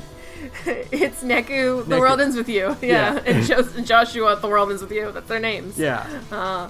And like, they leave the game by going, see you in Shibuya, Sora. They look at the camera and say, we'll be in the next one. So, yeah. Like, when they announced when like the first shots of the anime came out, like the poster for AX, and it had The World Ends With You in it, I was like, okay, so this is either one of two things. This is either like a side story or a sequel, and it's wrapping up like plot threads from the game, or it's an adaptation, and if it's an adaptation, that means they're making more. Yep. So this is an adaptation, so they are 100% making more, because this is basically just going to be like do you not want to play this old DS game that takes like 25 hours, because it is still just a fully fledged JRPG? That's fine. Watch this instead, so you can be ready for whatever comes next. Like, that's it. Guess who's probably going to pick up that Switch port? It's me. Yeah, is it you? Is it you? The world's biggest Nomura Mark? Yeah. I played it on the DS a billion years ago. I never actually finished it, but I liked it. That would I would get it on the DS, but that would require me finding my DS, and I'm like, I don't know where that thing is. Just get the Switch port. I heard it's pretty good. If you get a stylus, it's good. Oh, okay. I've heard that. Okay. Trying to play it like with the controller is bad, but like getting an actual stylus and playing it in handheld mode is what you want to do. Interesting. Okay. Speaking of the Switch, they finally did it. Those maniacs. New Pokemon Snap announced for Switch. You bastards! It only took 20 years, but we're finally here. Thank God. Yeah, about fucking time to make a Pokemon Snap sequel. The poor Wii U. You know, when you think about it, it's like the Wii U probably could have had a happier, less shameful life if they had just made it for that instead. But no, the Wii U is just relegated to the dumpster of video game history, while the Switch glows in the spotlight with its beautiful new Pokemon Snap, which is the name of the game. Just new Pokemon Snap. Yeah, new Pokemon Snap, yeah. They're like, fuck it, we heard you. We'll make a new Pokemon Snap. We'll even fucking call it new Pokemon Snap. Shut up. There's nothing more to say. It's Pokemon Snap. There's more Pokemon in it. Pokemon Snap was really good. Everybody likes Pokemon Snap, as long as it's, bigger and more than the original one, but it has all the fun little quirkiness of the original one where you can, like, throw rocks and open new areas. Yeah. Yeah. That's all you need. Perfect. Why would I need anything else? Next, more Nintendo news. Nintendo chills mobile ambitions after Animal Crossing success. You say that, but then literally the next thing they announce is fucking Pokemon Unite or whatever it's called. It's like, didn't you just say you were gonna not do mobile games as much? I think that like the Pokemon stuff is in association with Sword and Shield. So like, It's not like, here's a Pokemon mobile game. It's like, this is part of Sword and Shield's like cycle thing. Okay. Yeah. Well, that being said, it is extremely funny. There was a chart that came out that of all like the kind of popular North American mobile games that it's like, everybody else is still making money except for the Nintendo ones. Yeah. Womp womp. So yeah, Dragalia Lost, Super Mario Run, and Fire Emblem Heroes are losing them money. The only success they have is Pocket Camp. And now that Animal Crossing is out officially on Switch, it's eventually that too will start floundering. Let's see. they're not stopping. You know, they're not stopping like entirely because they still have Mario Kart World, or Mario Kart Tour and Dr. Mario World. Right. But like they're like, this isn't working out for us. Yeah, no, don't. I'm actually really surprised that Fire Emblem Heroes didn't do well because that is a waifu game. Yeah. And like Three Houses did extremely well, and that's a waifu game. You would think that you can people put would all just those wanna get characters in swimsuits and sell millions.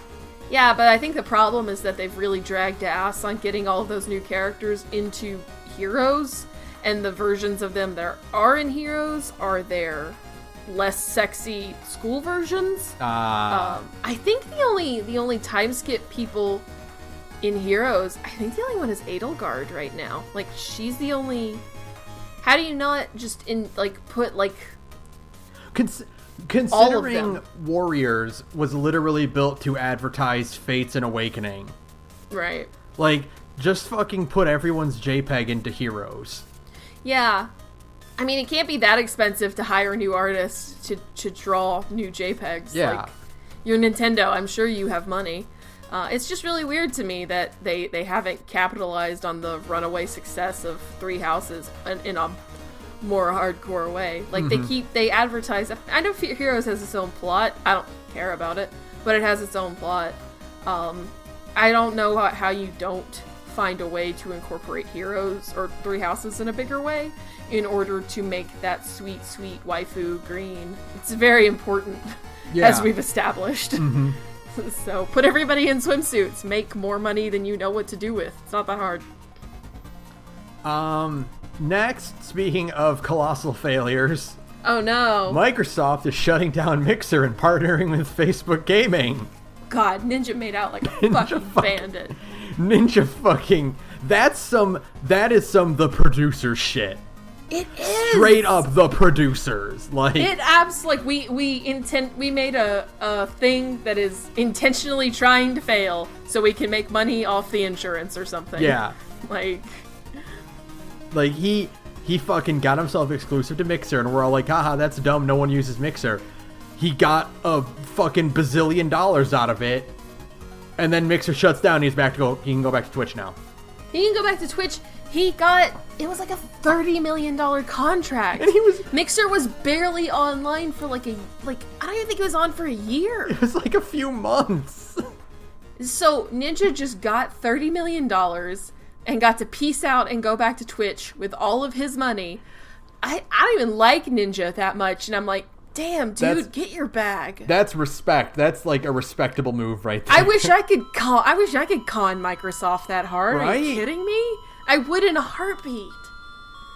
God, that is hilarious. That's Microsoft, whatever doomed system, or doomed idea you have, and you want to host us, if you want us to exclusively put our podcast on your terrible doomed thing for I don't know, a couple mil, absolutely. Yeah. We will sell out in a heartbeat. We have no shame. Please write me a check. That's just absurd. The fucking funniest thing in the world to me. Is here's $30 million, Ninja. Oh no, our thing shut down. All right. You still get to keep that. You get to keep that 30 mil. And you get to go back to where your fan base still is. It's amazing. Incredible. I would just retire. Right. I would just take my 30 million and be like, well, I'm done streaming now. I would just stop streaming fucking Fortnite and just play it on my own. I would just play whatever I want instead. I would suddenly, if I was a big name Fortnite streamer who just made 30 million, I would be like, well, time to play Skyrim every day for the next 4 years. That Ninja can do what Pat and Wooly do now. Yeah, which is just play whatever you want. I just want to play whatever I want. Right. It's amazing. God. What are you going to do? Get mad? I don't care. I made $30 million. I conned Microsoft out of $30 million. Hell yeah, I'm going to play Yakuza 2 for the 6th time.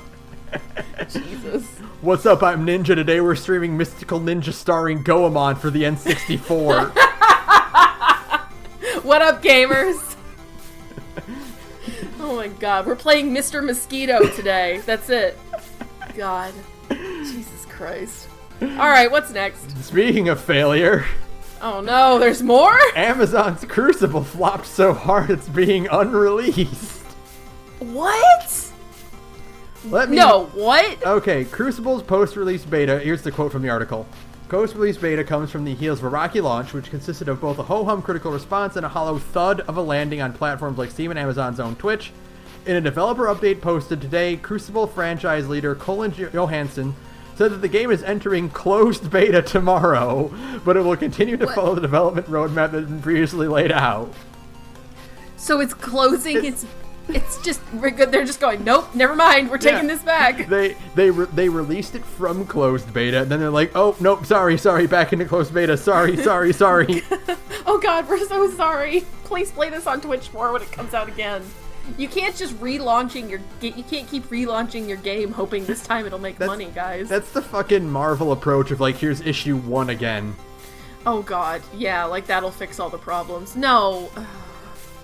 Amazing. Oh my God, that's just incredible. Just a disaster. Quote from the article, of all this makes sense to an extent, I don't think there's a game developer alive who wouldn't try to give their flatlining game a second lease on life if they had Amazon's resources to fall back on. But it's still wild that a game released by one of the biggest companies on Earth ever found itself in this position in the first place. Yeah, well, Amazon is not a game development company. They're just like a shell for Jeff Bezos to, I don't know, make more money to harvest adrenochrome from the pineal gland of 4-year-olds. Like, this video game is not like a real video game. Yeah, There's probably just like 120 guys who make a lot of money, probably, and just made like this thing out of just trash stapled together, and they keep saying, more money, please. That's it. It feels like they wanted to get in on the market of mediocre games, but they realized, wait, we can't just release mediocre games now, because the mediocre game already exists. Oh no! Oh no! Yeah, and you can't do like a relaunch of your mediocre game because nobody cares about it, unlike how people cared about like Final Fantasy 14. Yeah. You know what I mean? Everybody thinks they can be Final Fantasy 14. You cannot be Final Fantasy 14. I'm sorry. Anthem tried to be both Final Fantasy 14 and No Man's Sky, and it can't do either of those. Oh no. Apparently Fallout, again, 76 is maybe pulling a 14. I don't know. Please don't tell me there's 76 news in this docket. No, there's not. Thank There's God. Fallout news, but not 76 news. Oh yeah, that's right. Next, though, The Last of Us Part 2 has become a minefield. I don't normally share opinion pieces on this, but there is a bit of news in this one. Okay. Because people have confirmed that Naughty Dog has, like, gone to reviewers and been like, here's a check. You didn't mean that. Here's what your actual opinion of the game was. And some money. I mean, that doesn't surprise me at all. I mean, as much as I like to talk about how much I like Sony, they do have what is essentially market share, so they can do shady shit like, you need to change this review. Here's a quote from the article. While the vast majority of reviews have lavished The Last of Us Part 2 and all sorts of praise, a handful of outlets, Polygon included, this article comes from Polygon, have been slightly more critical of the blockbuster game. According to Zagny, Vice's review prompted a Sony representative to reach out on behalf of Naughty Dog. Quote, they felt some of the conclusions I reached in my review were unfair and dismissed some of the meaningful changes or improvements, Zagny told Polygon over Twitter messages. Zagny clarified that the exchange wasn't confrontational, but that it was nonetheless unusual, as the site doesn't typically have big publishers asking in an official capacity why a review reads the way it does. Yeah. Okay. Like... So, fucking Neil Druckmann sending out his goons... Because not everybody is, like, fucking heaping lavish praise over it. Fucking Troy Baker. You know, I'm glad we have Matt Mercer now. Fuck Troy Baker. I'm officially over him. His fucking, like spineless the most spineless, like, weedily response ever. Just to Jason Schreier, who I don't like, mind you, who just said, like, video games are too long. And he posts this long fucking, Teddy Roosevelt quote or something? Winston Churchill quote, maybe. Fucking come, like, it's Roosevelt, but it's like, fucking... Thanks. Troy Baker isn't even like the fucking like the had like nothing to do with the actual development of the game beyond like the mocap and the character voice, like the voice acting. He's in a fucking he's made a fucking like boys club or actors club with like everybody who's like the creative heads of The Last of Us 2. And so it's just like, bro, that is the most feeble criticism of all time. And it's it just wasn't like video games are too long. It wasn't even directed at The Last of Us. No, either. He was just saying video games are too long. Which, like, yeah, that's a mood. Fine. Mm-hmm. Yeah, like, a lot of these AAA games are becoming a bit long in the tooth because, like, you know, we're getting the point where we don't have time to beat them anymore. Right. But it's just like it's so thin-skinned. Yeah, Neil Druckmann has become such a wimp. Who we hate. Like, he has just, like, become a coward ever since putting this game out. Oh, God. He's such a whiny little... I can't stand Druckmann. Troy Baker is really grating on my nerves. It's just like, you know, you made a fancy fucking torture porn simulator. Big deal. The fact that there are so many positive reviews, but the fact that like a handful of people are not falling over themselves to lavish praise. And The Last of Us 2 is one of the fastest selling games on a Sony system ever, you know? Yeah. So it is clearly a runaway success by all metrics, not my own, mind you. But for most people, that is you did it. Congratulations. You made 2 really good video games. They've sold well and you're going to make a lot of money off of them. But you can't be satisfied with that. You need to make sure that literally everybody on Earth is falling over themselves to tell you how good your sadness sim is. And it's like, get over yourself. Like, make another Jak and Daxter game. Go throw a fucking football. I didn't put it on this docket, but like, how fucking mad do you think Neil Druckmann was when they're like Crash 4 is coming out, and like it actually looks good. People were like really, really excited for Crash 4. Yeah, it's so obnoxious. It's infuriating. I won't. I mean, at this point, I was like, maybe I'll play Last of Us 2 when it's cheap, and now I'm like, nah, never mind, I'm good. There was that whole thing where, like, people are going after Laura Bailey on Twitter because her character is Abby. She plays Abby, and, like, they're going after her for what her character does. Yeah. And fucking Druckmann is like, this is the price you pay when you make a work as brilliant as The Last of Us 2. Yeah. And it's like, bro, this isn't about you. Yeah, fucking, this is not your battle. This is not your time to pat yourself on the back for making such a thought-provoking game. Yeah, this is the time when you say, like, hey, please don't harass my actress. Yeah. You know? And that's it. You express solidarity for poor Laura Bailey, who definitely does not deserve all the horse shit she's getting, even if I don't necessarily like The Last of Us 2. You don't fucking go like, well, this is my moving piece of art. Shut up, Druckmann. Who cares? God, whatever. He's so... Anyways. Yeah. One more thing. Yay! Kilter Films teams up with Amazon Studios to develop series based on Fallout. Yay! Out of nowhere. How do we feel about the fact that Fallout is a franchise that, at least originally, was about how capitalism will kill us all, now being developed for a TV show by the most rampantly evil capitalist enterprise on the face of the planet? It's like, I feel like if the irony were on purpose, it would be great. But it's not. But it's definitely not. It's definitely that they want Amazon's money. And Amazon gave them a lot of money to make this. It's just... I mean, it's being made by the Westworld guys, and I'm just kind of like, we'll see, I guess. My expectations are extremely low. Is the best way to put it. So my question is, for one thing, how do you do this? Oh, you said it, probably if I had to guess, they're never going to set anything on the West Coast because they're butthurt that people like New Vegas more than Fallout 4. If I had to guess, they're set it pretty immediately after the war. So you think it's going to be closer to 76 in the timeline than anything else? Yeah, I bet. They're not going to do anything that's more, like, further along in the timeline. Although I don't know, because since Fallout as a franchise now kind of, like, lives and dies off of its aesthetics, not so much its meaning, if that makes sense. Like Fallout now is just a series of post-apocalyptic signifiers.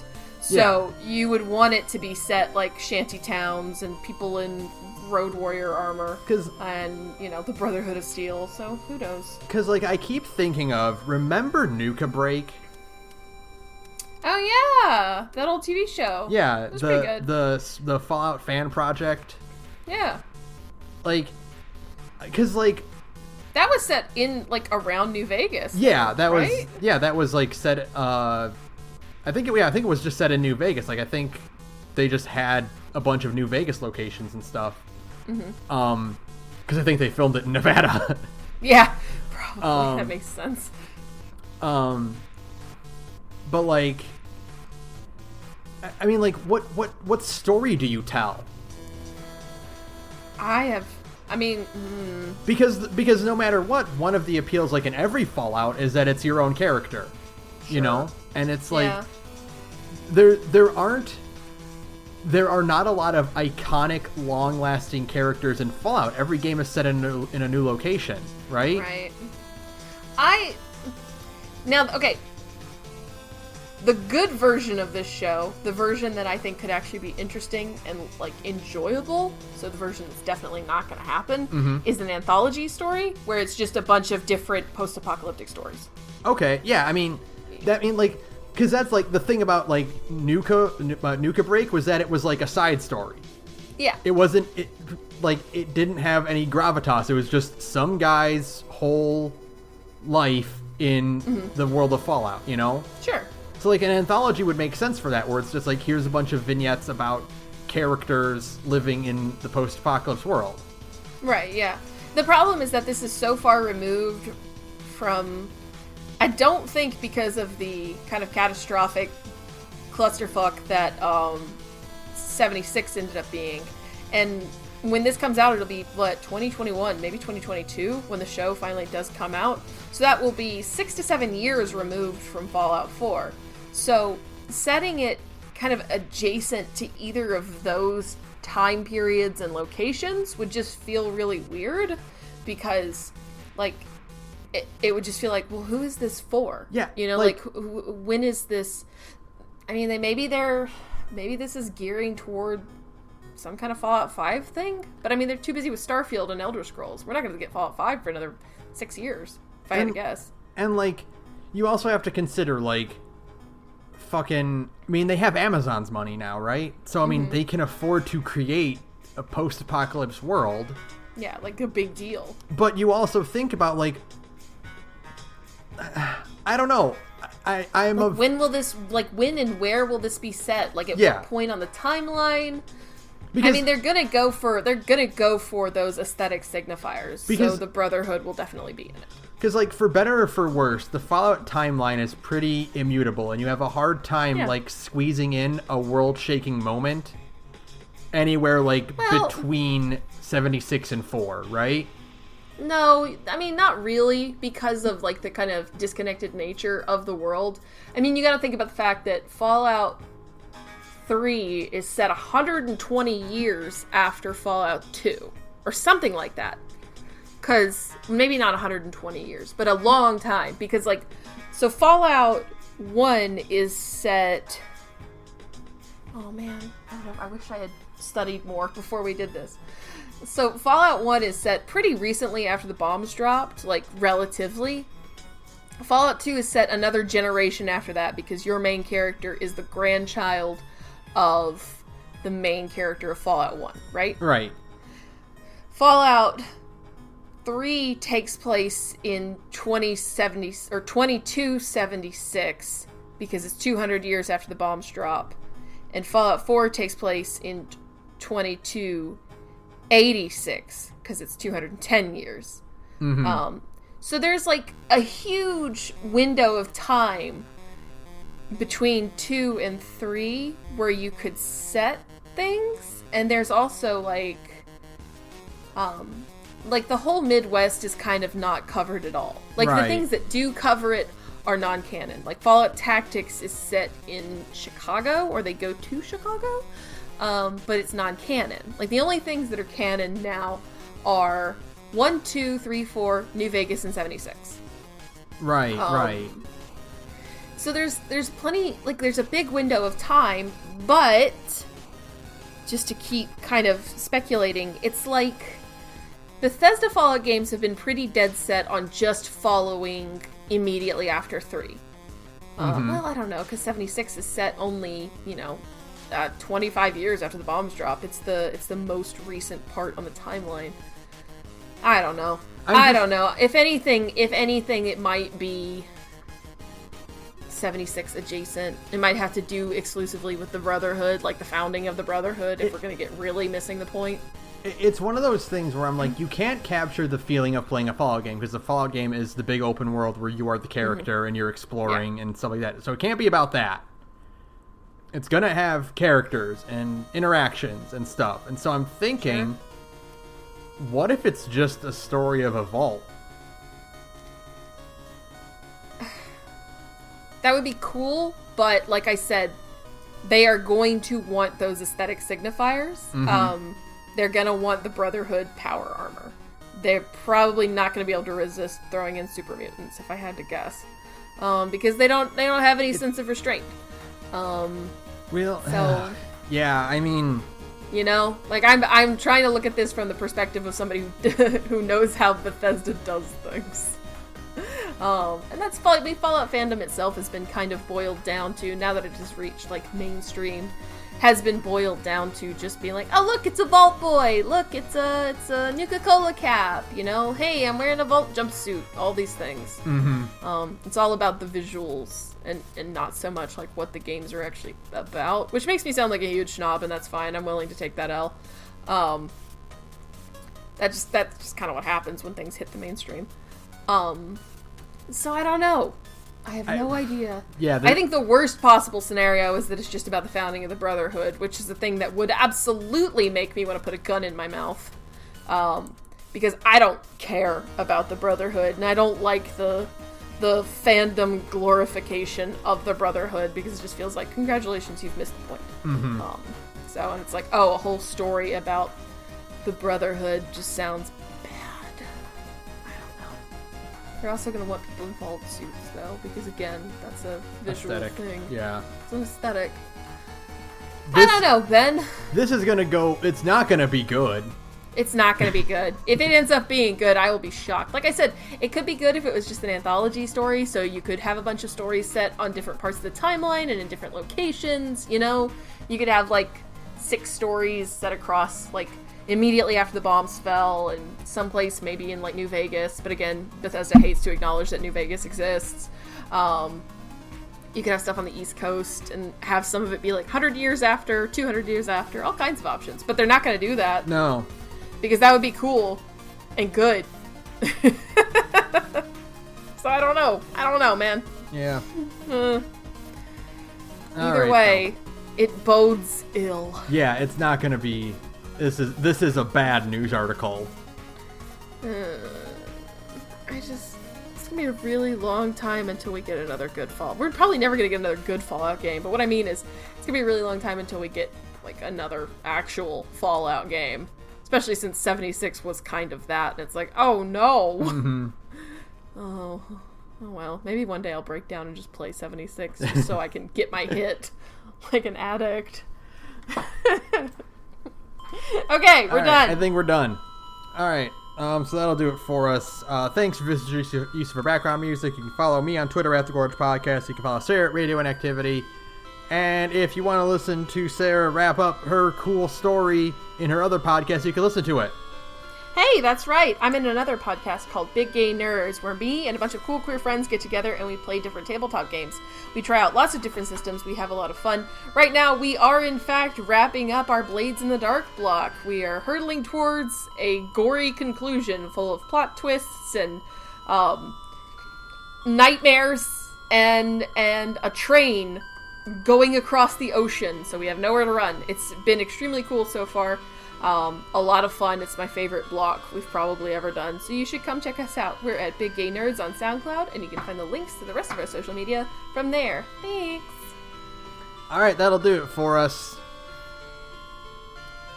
Fuck Neil Druckmann. Yeah, fuck Druckmann, fuck Bezos, fuck Elon Musk, fuck Todd Howard. All these people, they just exhaust me. Anytime any of those people are in the news, I just get more and more tired. And I'm just like, God, I'm so sick of hearing about you. I just want it to end. So yeah, fuck all those goobers. Play something good. Go play Ultra Kill. Yeah, there you go. Go download the Ultra Kill and support indie devs. Yeah. Good night, everyone. Good night.